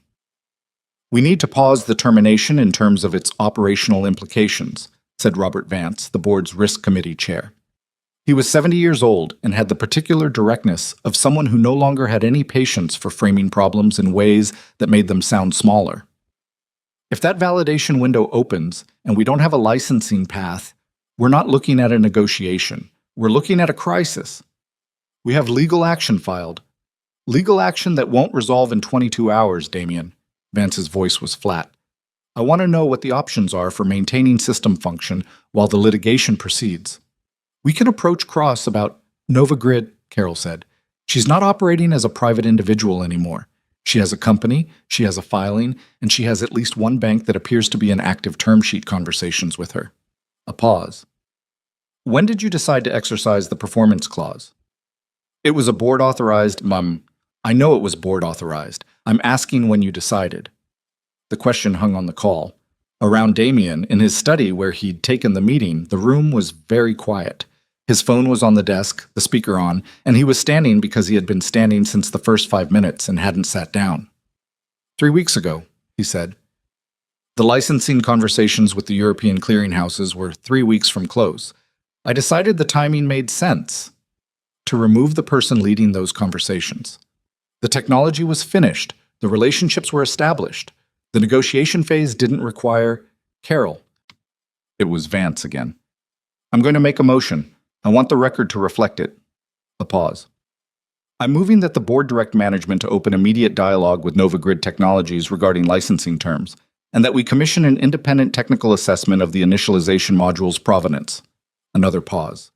And I'm moving that we discuss Damien's continued role as CEO in a follow-up session later this week. The silence that followed was different from the previous ones. It had a different texture. It was the silence of people who had already decided and were waiting to say so in the right order. Damien stood in his study and listened to his board vote. She heard about the board call from Diana, who heard about it from a contact at a law firm that did work for 2 of Axiom's independent directors. The information was secondhand and partial. Carol Ashford asking about due diligence, Robert Vance's motion, the vote on an independent technical assessment, but it was enough. She was at home when Diana called. It was past 9 in the evening, 20 hours before the validation window, and she was sitting at the kitchen table eating the actual meal she'd promised her father she would eat. Pasta she'd made badly, the noodles slightly overcooked, the sauce from a jar she'd had in the cabinet since before any of this started. The board is moving, Diana said. Someone's going to call you, or call me in the next few hours. They need a path before tomorrow morning. She twirled overcooked pasta on her fork. What kind of call? The kind where they ask what it would take. She thought about that. She thought about the framework document she'd cleaned up in the coffee shop, the operating model, the federated governance structure, the thing she'd been building in the back of her mind for 2 years. Tell them, she said, that Nova Grid's licensing framework is available on the public record. It was filed with the formation documents. A pause. Tell them what it would take is what it would take for everyone, including them. You're not offering them a special deal. No, I'm offering them the same deal everyone gets. That's the point. Diana was quiet for a moment. Damien's not going to survive this, you know. Even if Axiom negotiates a licensing agreement, the board's already questioning his role. She looked at her pasta. She thought about the 11 years she'd spent building something, the rented desk, the 9 months of isolation, the things she'd made alone before he'd ever walked into the picture. She thought about the smile in the conference room, the patience, the absolute certainty. I know, she said. How do you feel about that? It was the second time in 2 days someone had asked her a version of that question. She considered it honestly, the way she'd tried to consider everything in the last 48 hours. She didn't feel triumphant. She didn't feel the clean satisfaction of a problem solved. She felt tired, and she felt the low buzz of something that might have been grief, and she felt, underneath all of that, something she was still working on putting into words. Something about what it meant to have built a thing that was good, a genuinely good thing, and to have spent 2 years watching it be used as leverage in a game she hadn't chosen to play, and to have finally, reluctantly, made herself a participant in that game because the alternative was losing the thing entirely. She hadn't wanted to be here. That was the truth she was still sitting with. She had built a safeguard because she was careful, not because she'd intended to use it. She had hoped, actually hoped genuinely, that the partnership would hold, that there would be enough good faith on both sides to build something worth building. Complicated, she said finally. I feel complicated. That's honest, Diana said. It's the best I can do tonight. After she hung up, she finished the pasta. It was genuinely not very good, and she ate all of it, and then she washed the bowl and the pot and put them away and stood at the kitchen window for a while looking at the river. 20 hours. The building was still standing, but the duct tape was showing. The call from Axiom's board came at 11:47 that night. Not from Gregory Holt, not from Marcus Webb. From Carol Ashford herself, which told Evelyn more about the board's current posture than anything Carol said in the first 60 seconds of the conversation. Carol had the direct, unornamented manner of someone who had sat on boards long enough to have stopped pretending that corporate courtesy served any function in a genuine crisis. Ms. Cross, I apologize for the hour. It's fine. I'll be brief. The board has retained independent technical counsel to review the initialization module question. That review will take time we may not have. In the interim, we need to understand whether there is a path to maintaining system continuity through the validation window, and I've been authorized to have that conversation with you directly.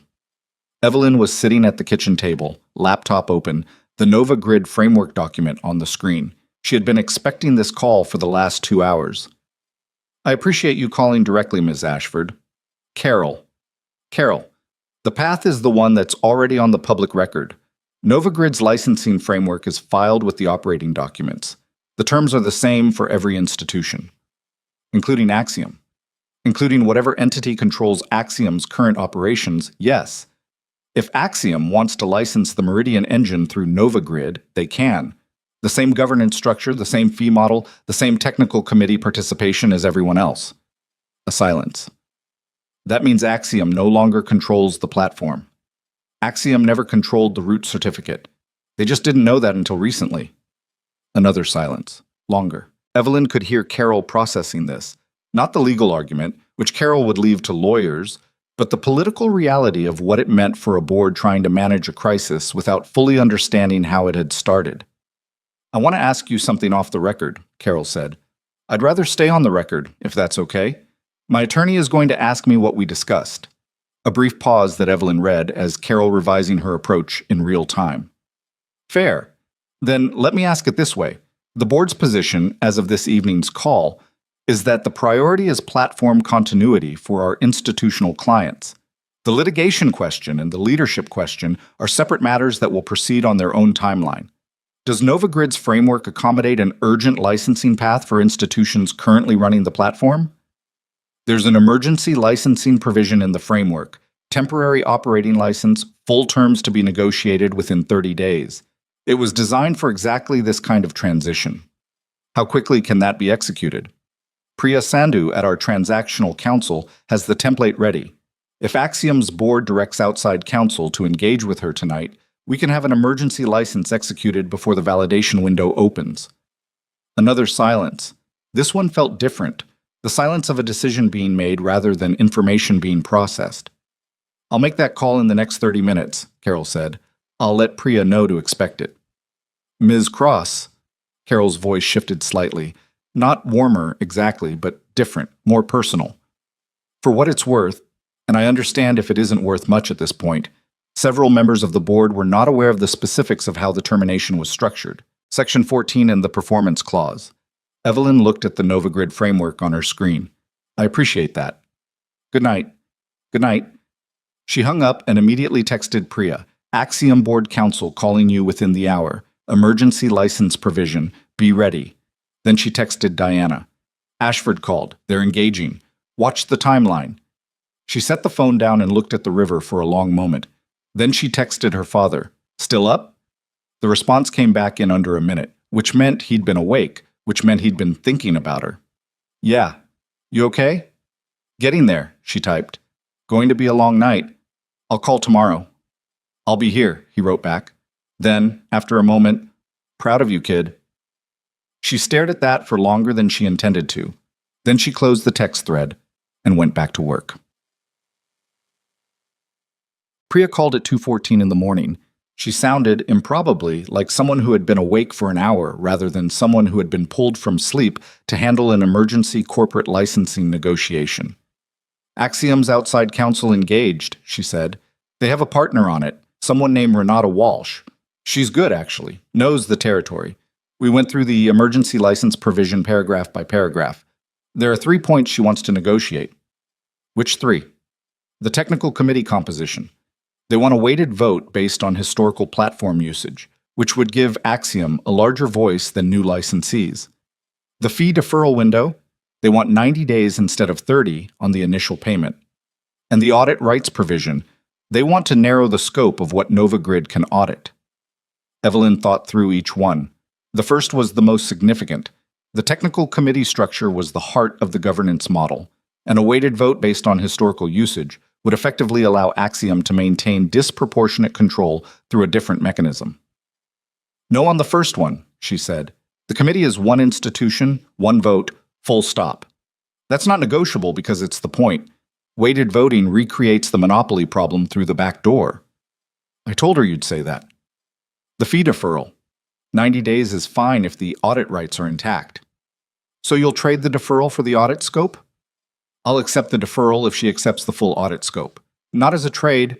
Both provisions stay as written, with the exception of the payment window. Tell her I'm not packaging them. She's going to push back. She can push back. The emergency license has a validation window. If they want continuity before 8 this morning, the negotiation window is about 5 hours. Priya made a small sound that might have been appreciation. One more thing. Walsh asked about Damian Blackwell specifically, whether the emergency license would survive a change in executive leadership at Axiom. The license is with the entity, not the individual. Standard provision. She knows that.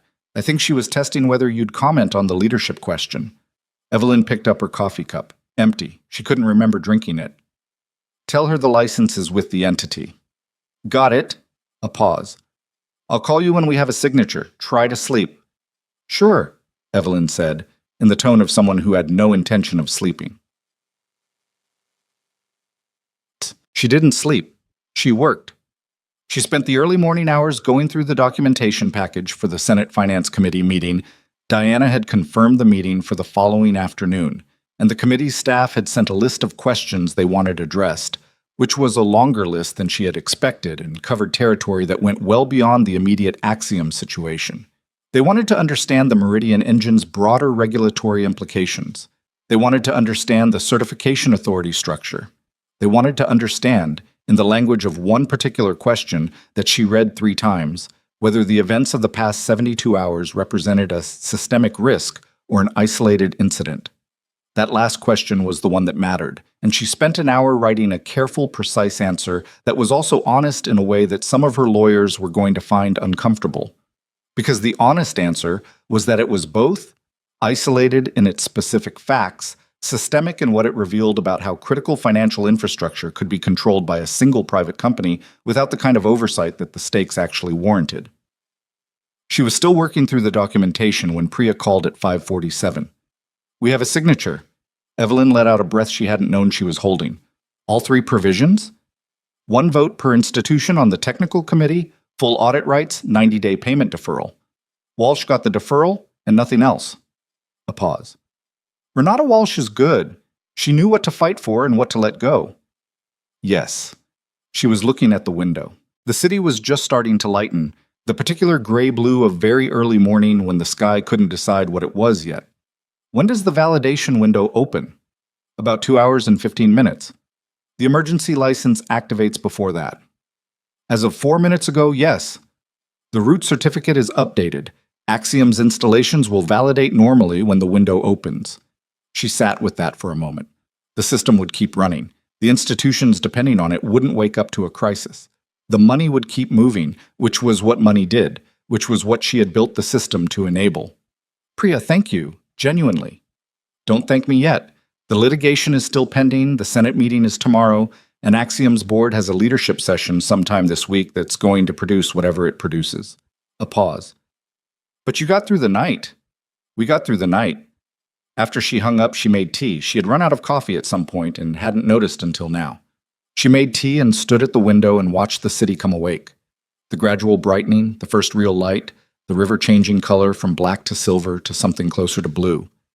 She thought about what she'd built, not the framework documents, not the LLC, not the licensing terms, the thing underneath all of that, the architecture, The 9 months at the rented desk in Chelsea, the thing that had kept her awake for so many nights that she had lost count, that had consumed the particular years of her life that people sometimes referred to as the ones you couldn't get back, as if the only way to spend them correctly was to spend them on something other than the work you actually cared about most.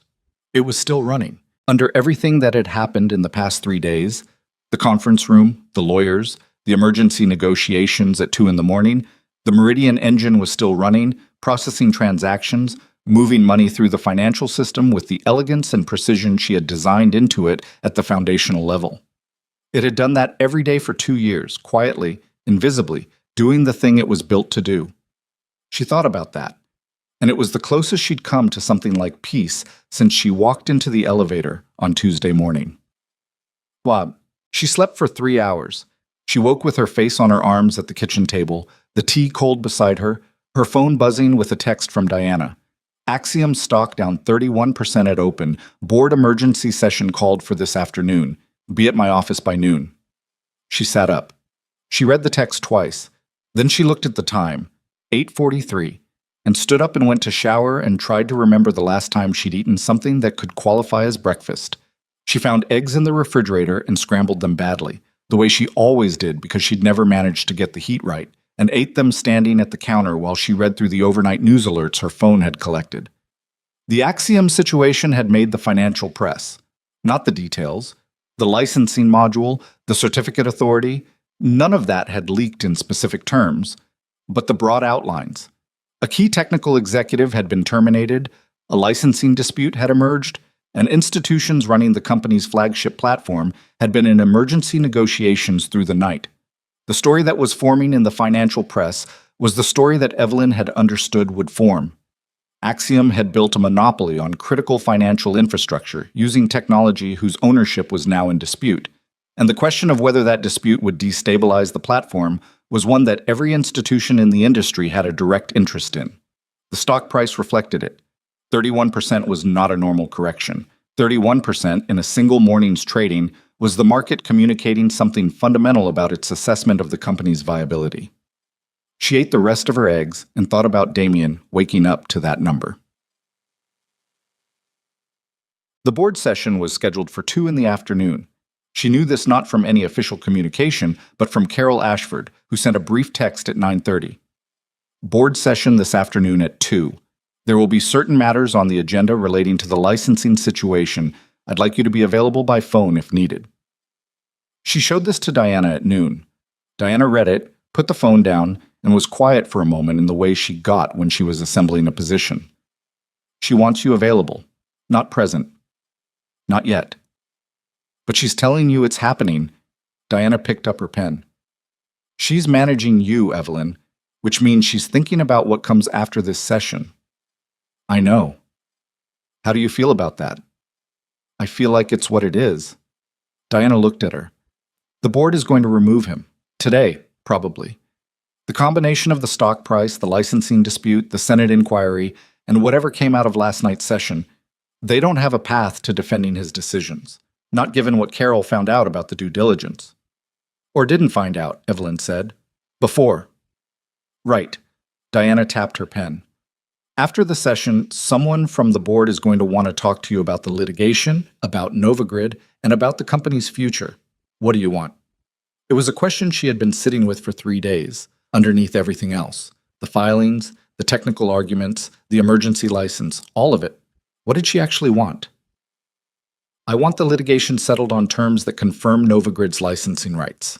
I want the framework to hold, one institution, one vote, no one entity controlling the platform. I want the Meridian engine to keep running. She paused.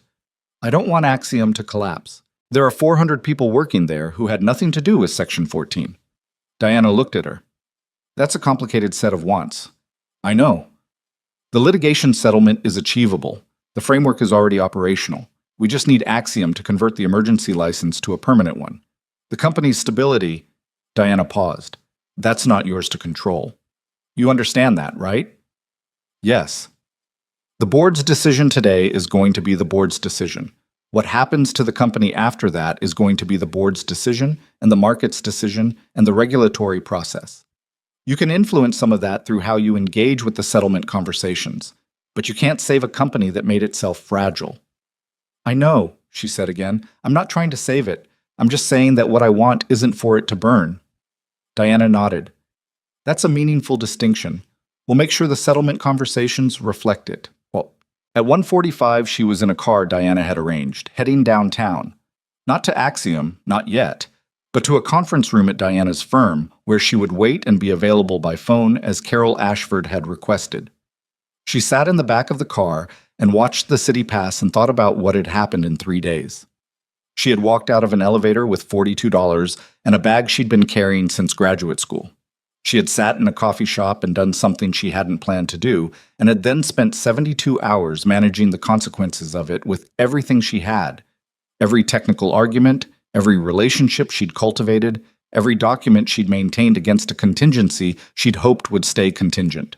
She had not slept enough. She had eaten badly and drunk too much coffee and too much tea and not enough water. She had had more conversations with lawyers in 3 days than in the previous 3 years.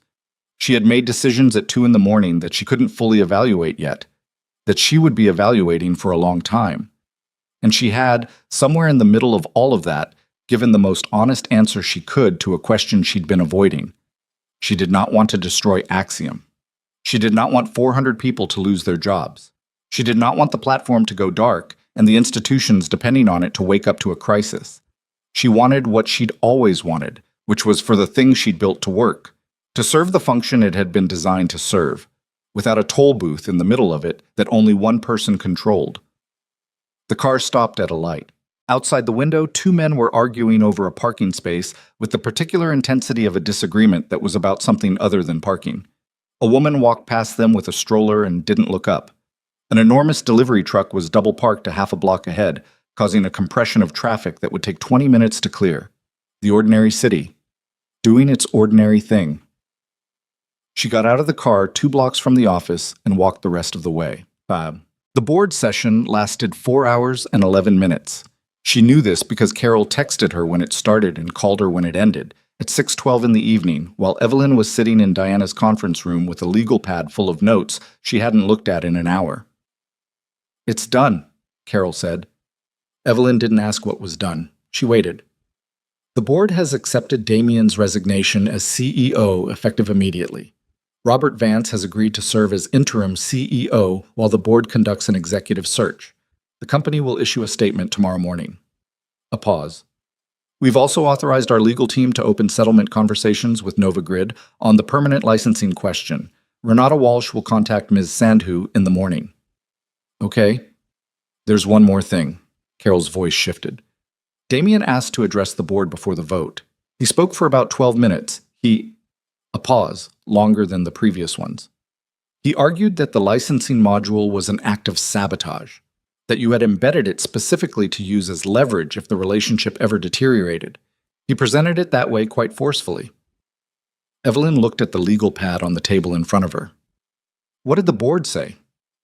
Robert Vance asked him when he had last reviewed the foundational architecture of the platform he'd built a $2 billion company on. Damien said the technical review was the development team's responsibility. Another pause. That was effectively the end of the argument. She said nothing for a moment. She thought about Damien in a conference room. Not her conference room, not the 43rd floor with the Manhattan skyline, making his case to people who had already decided. She thought about what it cost him to make that case, and what it would cost him to walk out after it didn't work. She didn't feel satisfaction. She felt something more specific and less comfortable than that. "Carol," she said, "the settlement conversations. I want to flag something for the record." "Go ahead." NovaGrid's position is not that Axiom needs to be reduced. We're not trying to extract punitive terms.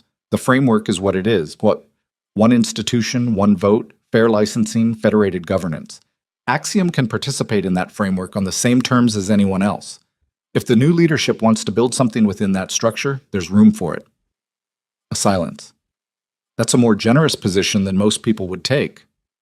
It's not generous, it's practical.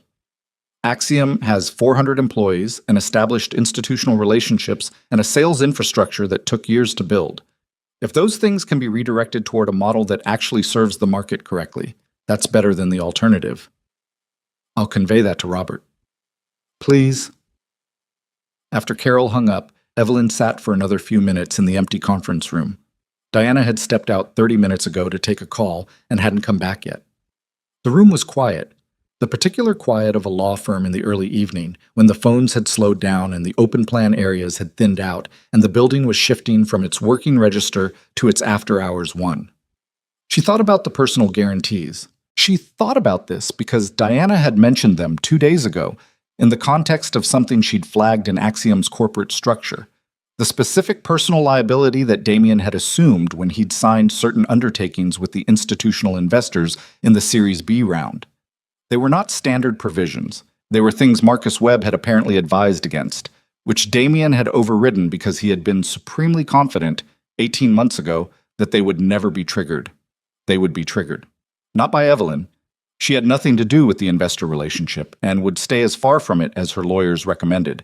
But the investors were not going to quietly accept a 31% stock decline and a forced leadership transition without examining every legal avenue available to them. The personal guarantees existed. They had been signed. The math of what they implied was not, at current valuations, comfortable. She didn't know the full extent of Damien's personal exposure. She didn't need to. She knew enough to understand that when the investor conversations began, and they would begin shortly, with the kind of focused professional attention that large institutional investors brought to large institutional losses, the man who had laughed in a conference room on Tuesday morning was going to spend the next considerable portion of his life having a very different kind of conversation. She picked up her pen. She looked at the legal pad. She wrote at the top of a blank page 2 words, Nova Grid. And then below that, the things that still needed to happen. The permanent license, the Senate meeting, the technical committee formation, the governance documentation, the conversation with Whitmore about Northgate's full deployment timeline. There was a lot of work to do. That was fine. Work was the thing she was good at. Work was the thing that had gotten her here, and the thing that would take her forward from here. And she was just beginning to understand this. Sitting alone in a quiet conference room in a law firm in downtown Manhattan, she was actually okay. Not great. Not relieved in any uncomplicated way. Not finished processing what had happened or what she'd done, or the specific grief that was still sitting in her chest like a stone she kept forgetting about and then stepping on. But okay. Diana came back into the conference room. She looked at Evelyn's face and then at the legal pad and then back at Evelyn's face. It's done, she said. He's out. Walsh calls Priya in the morning. Diana sat down across from her. She didn't say anything immediately, which Evelyn appreciated. How are you feeling? Diana said finally. Like I need to sleep for approximately 12 hours and then answer about 40 emails. That's a very practical answer. It's where I am. Diana looked at the legal pad. What's at the top of the list? Evelyn looked at the 2 words she'd written. Nova Grid. Everything, she said. Interesting. She had been prepared for the moment to feel larger than it did. She had imagined, not consciously, not in any way she would have admitted to Diana or Peter or anyone else, but somewhere underneath the analysis and the timing and the emergency license negotiations, that there would be a moment of arrival. A point at which the situation resolved into something clean, something that felt finished in the way the end of a proof feels finished when all the steps connect. It didn't feel like that. She left Diana's office at 7 and walked 3 blocks to a diner she passed on the way to the subway, a place she'd never been in, and sat at the counter and ordered turkey club and a glass of water and ate the whole thing in 15 minutes. The turkey was fine. The bread was better than it needed to be. The man next to her was reading something on his phone and occasionally making small sounds of either amusement or displeasure. She couldn't tell which. The diner was warm. It smelled like coffee and grease and something baking in the back. There was a television mounted above the counter showing a sports highlights reel on mute, and the counter staff moved back and forth with the specific efficiency of people who had done this work long enough to do it without thinking about it. She ate her sandwich and thought about Damien Blackwell walking out of a board meeting. She had not been there. She had not seen it. She would never see it, because that was not how any of this worked. The moments you spent years building toward happened in rooms you weren't in, and the news of them came to you secondhand, filtered through the careful professional voices of lawyers and board chairs. She thought about the $42. She thought about the smile in the conference room. She thought about the patience. The absolute certainty of a man who believed he had accounted for everything, who had looked at her across that table and waited for the scene to end. She thought about the check they had promised her. She hadn't received it yet. She supposed at this point she would. She paid for her dinner. She left a tip that was slightly too large because she was tired and not paying close attention to what she was doing. She put on her coat and went out onto the sidewalk. Her phone buzzed. A number she didn't recognize, but she picked it up because she'd been picking up unrecognized numbers for 3 days, and they had all been someone relevant. It was a junior person at the offices of the institutional investors in the Series B round. They wanted to schedule a brief conversation at her earliest convenience. They had some questions about the Meridian engine's technical architecture and its licensing status going forward. She told them to contact Diana Chen. She hung up and stood for a moment on the sidewalk, her breath visible in the cold, the city moving around her in its indifferent way. Cabs and pedestrians and delivery bikes and all the accumulated noise of a city that never fully stopped. Her phone buzzed again. This one was Peter. Stock's down 34% now. How are you doing? She thought about how to answer that. She typed, "Tired, complicated, going home." He wrote back, "Good. Get some sleep. The hard part's coming." She put the phone in her pocket and started walking toward the subway. He was right, of course. The settlement conversations, the Senate testimony, the governance documentation, the technical committee, the permanent license, all of it was ahead of her, and none of it was going to be simple. And there would be moments in the next months where she would be less certain than she'd been in the last 3 days, when the clarity of immediate crisis gave way to the slower and less legible work of building something that lasted. But that was the work. That had always been the work. She had always been better at building than at defending what she'd built, and it was possible she needed to learn to be better at both. She went down the subway stairs. She caught the train by about 6 seconds, the doors sliding shut behind her as she stepped in. She found a pole to hold and stood in the moving car and thought about what needed to happen tomorrow. It was a long list. She started from the top. She slept for 9 hours. Not 8, not the 6 she usually managed, not the fragmented 4 she'd gotten the previous 2 nights. 9 hours, uninterrupted, the kind of sleep that arrives only when the body has made a unilateral decision to override everything else. She woke at 7:43 to pale light coming through the curtains and lay still for a full minute before she remembered where everything stood. And then she lay still for another minute simply because the stillness felt like something she'd earned. The morning was quieter than the previous 3 had been. No calls before 8, no texts from Diana marked urgent.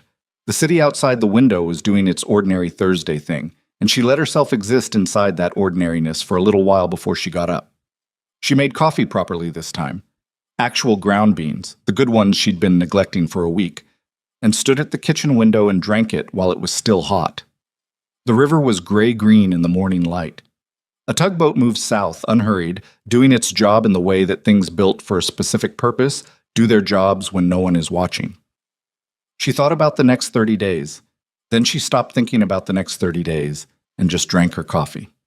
The Senate Finance Committee meeting happened 4 days after the board session, in a conference room in a federal building in downtown Manhattan, not Washington, which she'd been told was a deliberate choice by Senator Hartwell's staff, a signal that this was being treated as a financial industry matter rather than a political one, at least for now. Senator Diane Hartwell was 67 years old, had represented her state for 18 years, and had the particular quality of a person who had been underestimated so many times over such a long career that she had stopped noticing it and simply kept working. She chaired the Technology Oversight Subcommittee with the focus of someone who had learned, over years of watching financial technology outpace regulatory frameworks, that the most dangerous thing was not the technology that failed visibly, but the technology that succeeded invisibly, accumulating power in ways that no one tracked until something forced the tracking. She greeted Evelyn with a handshake rather than the kind of elaborate courtesy that sometimes preceded difficult conversations, which Evelyn took as a sign that she intended to be direct. "I want to understand the architecture," Hartwell said, once they were seated and the committee's technical advisor, a man named Singh, who had spent 15 years at the Federal Reserve before moving to the public sector, had arranged his materials. Not the legal dispute, the architecture. How did one company end up controlling the initialization layer of a platform running inside 3 of the country's largest financial institutions without any of us knowing about it? It was, Evelyn thought, exactly the right question, and it did not have a comfortable answer. She spent 2 hours answering it. She explained the Meridian engine, the architecture, the design philosophy, the layered structure and why it worked the way it did. She explained how Axiom had commercialized it, the licensing structure, the way the platform had expanded into institutional use without any regulatory body ever fully assessing what it was or who owned the critical components. She was careful with Singh, whose technical understanding was genuine if not current, and she answered his questions without condescension, which she could tell he appreciated. Hartwell listened with the focused attention of someone who is building a picture, not collecting ammunition. She interrupted occasionally with questions that cut precisely to the thing Evelyn had just said that mattered most. At one point she said, "Walk me through the scenario where this dispute hadn't come to light, where Axiom had continued operating the platform without the licensing question ever being raised." Evelyn thought about that. The platform would have continued expanding. We were 3 weeks from European clearinghouse conversations. Within 18 months, you'd have had critical settlement infrastructure for somewhere between 15 and 20 major financial institutions running on a platform whose foundational layer was controlled by a single private company with no regulatory oversight, no governance transparency, and no mechanism for the institutions depending on it to influence its direction. And if that company made a bad decision or failed, the cascade would be significant. How significant? She met the senator's eyes. I'd rather not speculate in those terms in this setting, but if you're asking whether the exposure warranted oversight, yes, it warranted oversight from the beginning. Hartwell looked at Singh. Singh nodded once. "Tell me about NovaGrid's governance model," Hartwell said. "The one institution, one vote structure." She explained it. She explained it clearly and specifically, including the parts that were still being built. The technical committee terms of reference, the audit rights, the amendment process for the core licensing terms. She was honest about what wasn't finished and what timeline she expected for it to be finished, because she had learned years ago that being precise about what you didn't know yet was usually more persuasive than pretending you knew everything. When she finished, Hartwell was quiet for a moment. "What do you need from us?" she said. It was not the question Evelyn had expected. She had expected the committee to tell her what they intended to do, to outline the regulatory implications, to flag the review they were presumably planning. She had not expected to be asked what she needed. "A framework," she said after a moment, "not specific to the Meridian engine. A general framework for how critical financial infrastructure that runs on privately owned technology gets classified, overseen, and governed. Because this isn't going to be the last time a platform reaches systemic importance before anyone's figured out who controls it." Hartwell studied her. "You're asking for regulation of your own industry." "I'm asking for the rules to exist before the next crisis rather than after it. That's not altruism. That's how well-designed systems work. You build the safeguard before you need it." Something in Hartwell's expression shifted slightly. Not quite a smile. Something more specific. "Ms. Cross," she said, "I think we're going to have more conversations." The permanent licensing agreement between NovaGrid Technologies and Axiom Financial Technologies, now operating under interim CEO Robert Vance, was executed 22 days after the emergency license. Priya Sandhu and Renata Walsh had worked through 17 draft versions, which was more than Priya had anticipated and fewer than Walsh had initially suggested would be necessary. The final terms were the NovaGrid terms: one institution, one vote, full audit rights, no deferred payments beyond the initial 30-day window that had already elapsed. Walsh had been good throughout, professional, focused, not wasting anyone's time on arguments she knew she wasn't going to win. On the day of execution, she called Priya at the closing to say, in the manner of someone who didn't give compliments easily, "Your client built something solid. Tell her that." Priya passed it along. Northgate Capital signed a full licensing agreement the same week. 2 additional institutions followed within 10 days.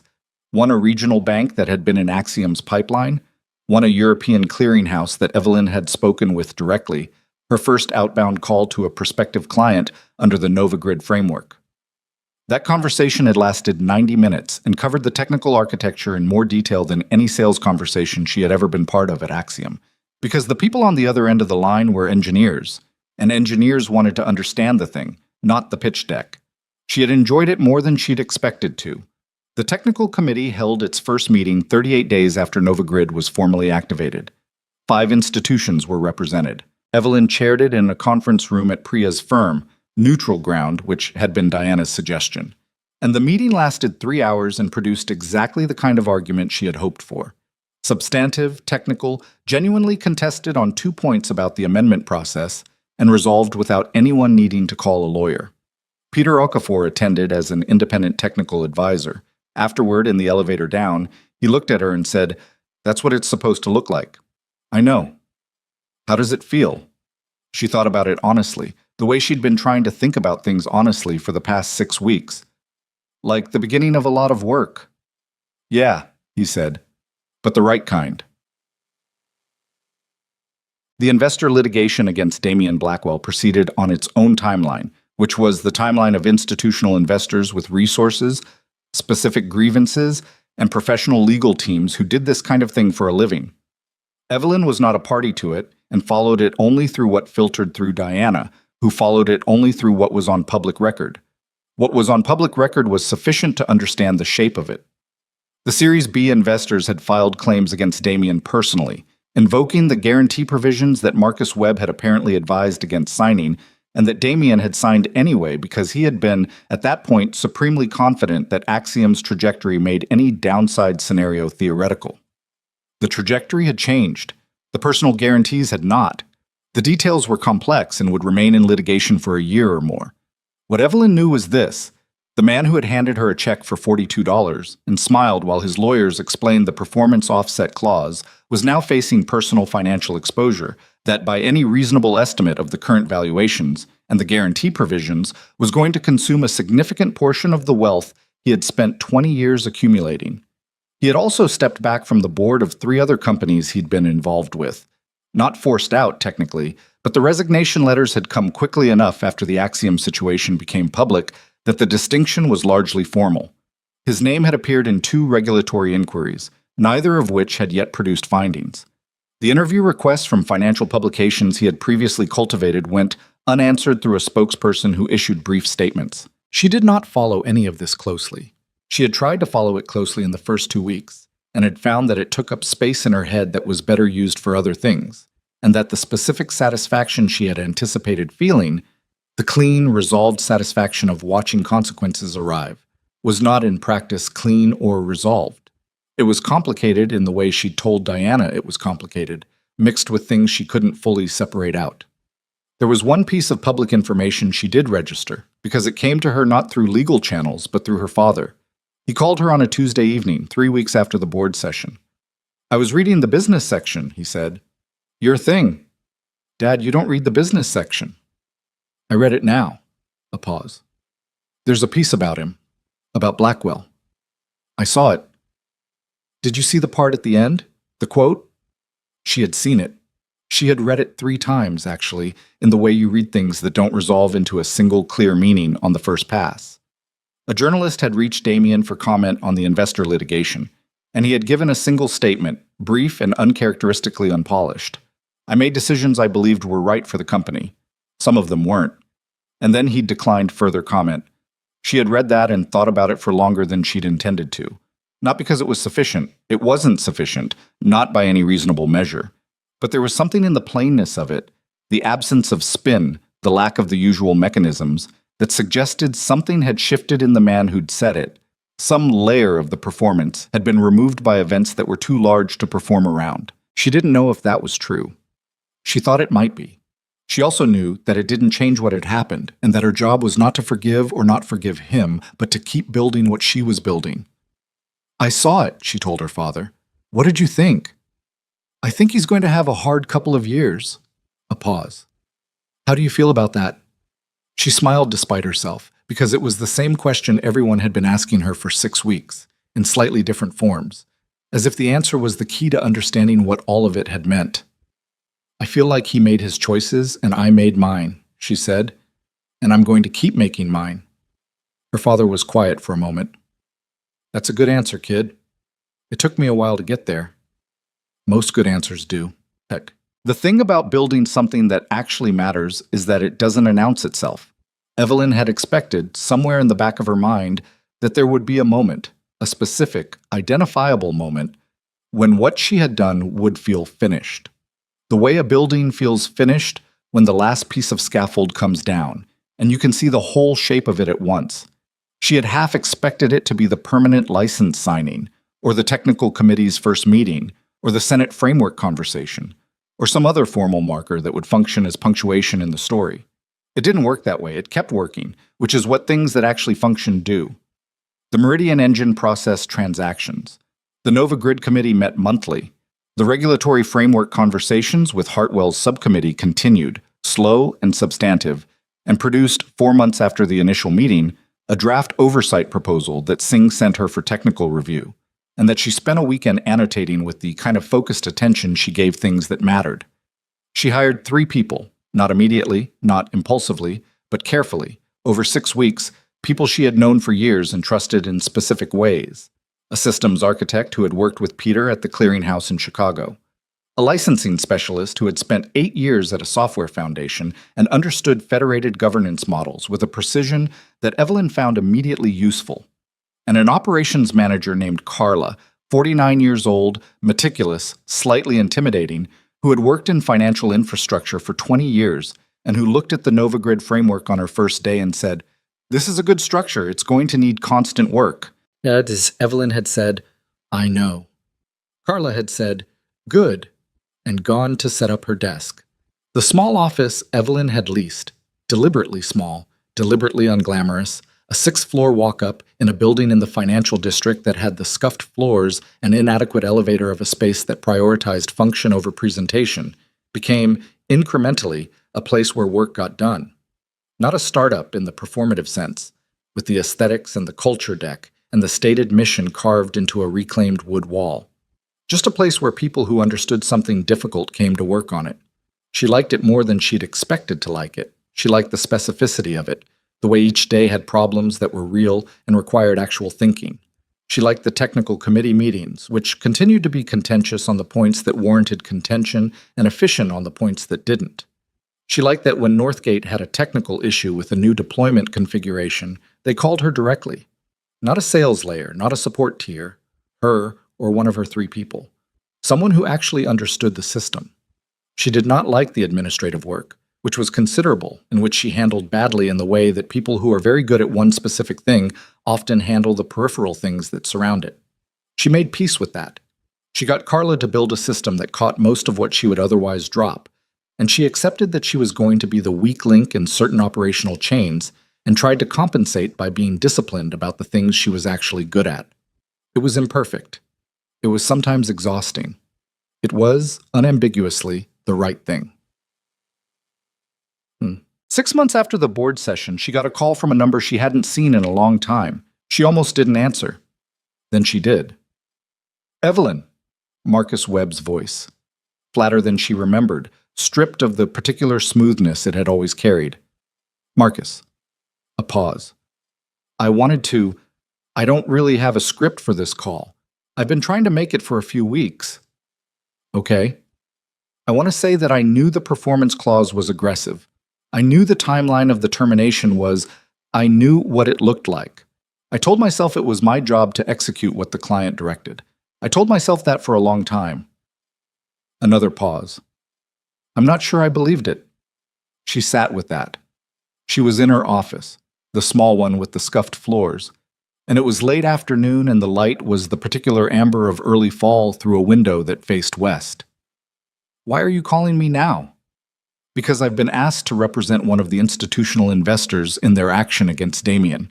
And reading through the documents, going back through everything, I wanted you to know that I see how it was structured. I know what Section 14 was for." She didn't say anything immediately. "I'm not asking for anything," Marcus said. I wanted to say it to you directly." "Okay," she said. "I hear you." "That's all you're going to give me?" "Marcus." She kept her voice even. "You did your job. What you did was legal. What you were part of was not. And I don't mean legally. I mean it wasn't right, and you knew it, and you went ahead." She paused. "I'm not angry about it anymore. But I'm also not going to tell you it was fine." A silence. "Fair," he said. After she hung up, she sat for a moment looking at the wall, where someone, Carla, probably, without comment, had tacked up a printed copy of the Nova Grid Technical Committee's terms of reference, Clean, specific, impersonal. The kind of document that only mattered if the institution it described actually worked. She thought about what it meant that Marcus had called. She thought about what it meant that Damien had given that single flat statement to the journalist instead of the performance she would have expected. She thought about the way things that seem inevitable, the power structures, the arrangements that look permanent because they've been permanent for a long time, turned out, under pressure, to be more contingent than they appeared. She had not set out to demonstrate that. She had set out to protect something she'd built. But the demonstration had happened anyway, as a byproduct. She thought that was probably the most honest way to change anything, not by intending to change it as the primary goal, but by insisting on something specific and real, and letting the change happen around that insistence. The check arrived 8 weeks after the termination. $42, made out in her name, sent via certified mail to the address on file from her employment records. Someone at Axiom, she had no idea who, probably someone in the accounting department following a process no one had thought to stop, had generated and mailed it in the ordinary course of business without apparently registering the irony of the timing. She stood at her kitchen table and held it for a moment. A check for $42 from a company that was now licensing its own flagship platform from her underterms she had written. She could have framed it. She was aware that was the dramatic choice, the satisfying narrative gesture, the thing that made a good story even better. She thought about it for approximately 30 seconds. Then she endorsed it and deposited it through her phone's banking app, because $42 was $42, and she was running a small company with 3 employees and a walk-up office, and there was no version of herself that was going to frame a check when she could deposit it instead. But she took a photo of it first. She kept the photo. She called her father the evening of the day the check arrived, not specifically to tell him about it, but because she wanted to hear his voice, which was a habit she'd maintained her entire adult life without examining it too closely. He answered on the first ring, the way he always did now. "Hey, kid." "Hey, Dad." "How's the company?" "Good. Complicated. Good." "That's what you always say?" "Because that's always what it is." A pause. "I got the $42 check today." A silence, and then her father laughed. A real laugh. The specific one she'd been hearing since she was 8 years old, the one that came out when something struck him as genuinely absurd. "They actually sent it." "Certified mail." "What did you do with it?" "Deposited it." He laughed again, and she found herself laughing too, standing in her kitchen at 7 in the evening, the city outside the window doing its indifferent city thing. It wasn't the triumphant laugh of someone who had won something. It was something more complicated and more real than that. The laugh of a person who had been through something difficult and come out the other side still capable of finding the absurdity in it, which was its own kind of survival. "You okay?" her father said when the laughter settled. "Yeah, I think I actually am." "You don't sound surprised." "A little surprised," she admitted. He was quiet for a moment, the quiet she'd known her whole life, the one that meant he was deciding whether to say the thing he was thinking. "You know what I kept thinking about," he said finally, "these past few months? When I was reading about it, worrying about you?" "What?" "I kept thinking about when you were 11 and you took apart that radio. You remember that?" She did remember. An old transistor radio that had stopped working, that she'd disassembled completely on the kitchen table, component by component, because she wanted to understand why it had stopped. She had not been able to put it back together. She had, however, been able to identify the failed component with a specificity that had apparently impressed her father enough to store it for 40 years. "I remember," she said. "I kept thinking." She always wanted to understand how things actually worked, not how they were supposed to work, how they actually worked. A pause. "I think that's what happened here. You understood how it actually worked when nobody else did." She looked at the river out the window. The tugboat was back, or another one, they all looked the same at this distance, moving slowly, doing its job. "That's a generous reading," she said. "I'm your father. I'm allowed." Ugh. What she understood in the months after, the months of committee meetings and regulatory conversations and 3-employee operational chaos, and the incremental, unglamorous work of building something that lasted, was that the story she had been living wasn't the one she'd expected to live. She had not set out to be the person who dismantled a billionaire's empire. That had not been the goal. The goal, if she was honest, had always been the same thing it had been in the Chelsea WeWork at 2 in the morning, to build something that worked, something that solved the actual problem rather than approximating the solution, something that served the function it was designed to serve without the structural corruption that came from a single point of control. She had built that. It was still being built. It would keep being built, imperfectly, with arguments and complications and people who didn't agree and technical problems she hadn't anticipated, because that was what real things were like. That was the difference between the thing you designed on paper and the thing that existed in the world. The world always added variables, always introduced friction, always had opinions. She had come to believe that the friction was not the failure of the design. The friction was the proof that the thing was real. Damien Blackwell had believed in a version of control that was absolute and static. You acquired the thing, you owned the thing, and the thing stayed yours. It was a way of thinking about ownership that worked for buildings and cars and the kind of physical assets you could put a fence around. It did not work for something that was essentially a relationship between a technology and the institutions that depended on it, between an innovation and the world that needed it, between the person who built something and the thing they'd built. You couldn't own a relationship the way you owned a building. You could maintain it or fail to maintain it. You could build it on fair terms or on terms that eventually collapsed under their own weight. That was the choice, and it was the only choice there really was. She had not figured this out suddenly, in any moment of clarity. She had arrived at it slowly, through the work, through the committee meetings, and the Senate conversations, and the phone call with Marcus, and the $42 check, and the bad pasta she'd made the night Damien resigned, and 100 other small data points that didn't individually add up to much, but collectively described something true. She thought about the people she was responsible for now, the 3 employees the institutions relying on the platform, the nascent governance structure she was trying to build into something durable.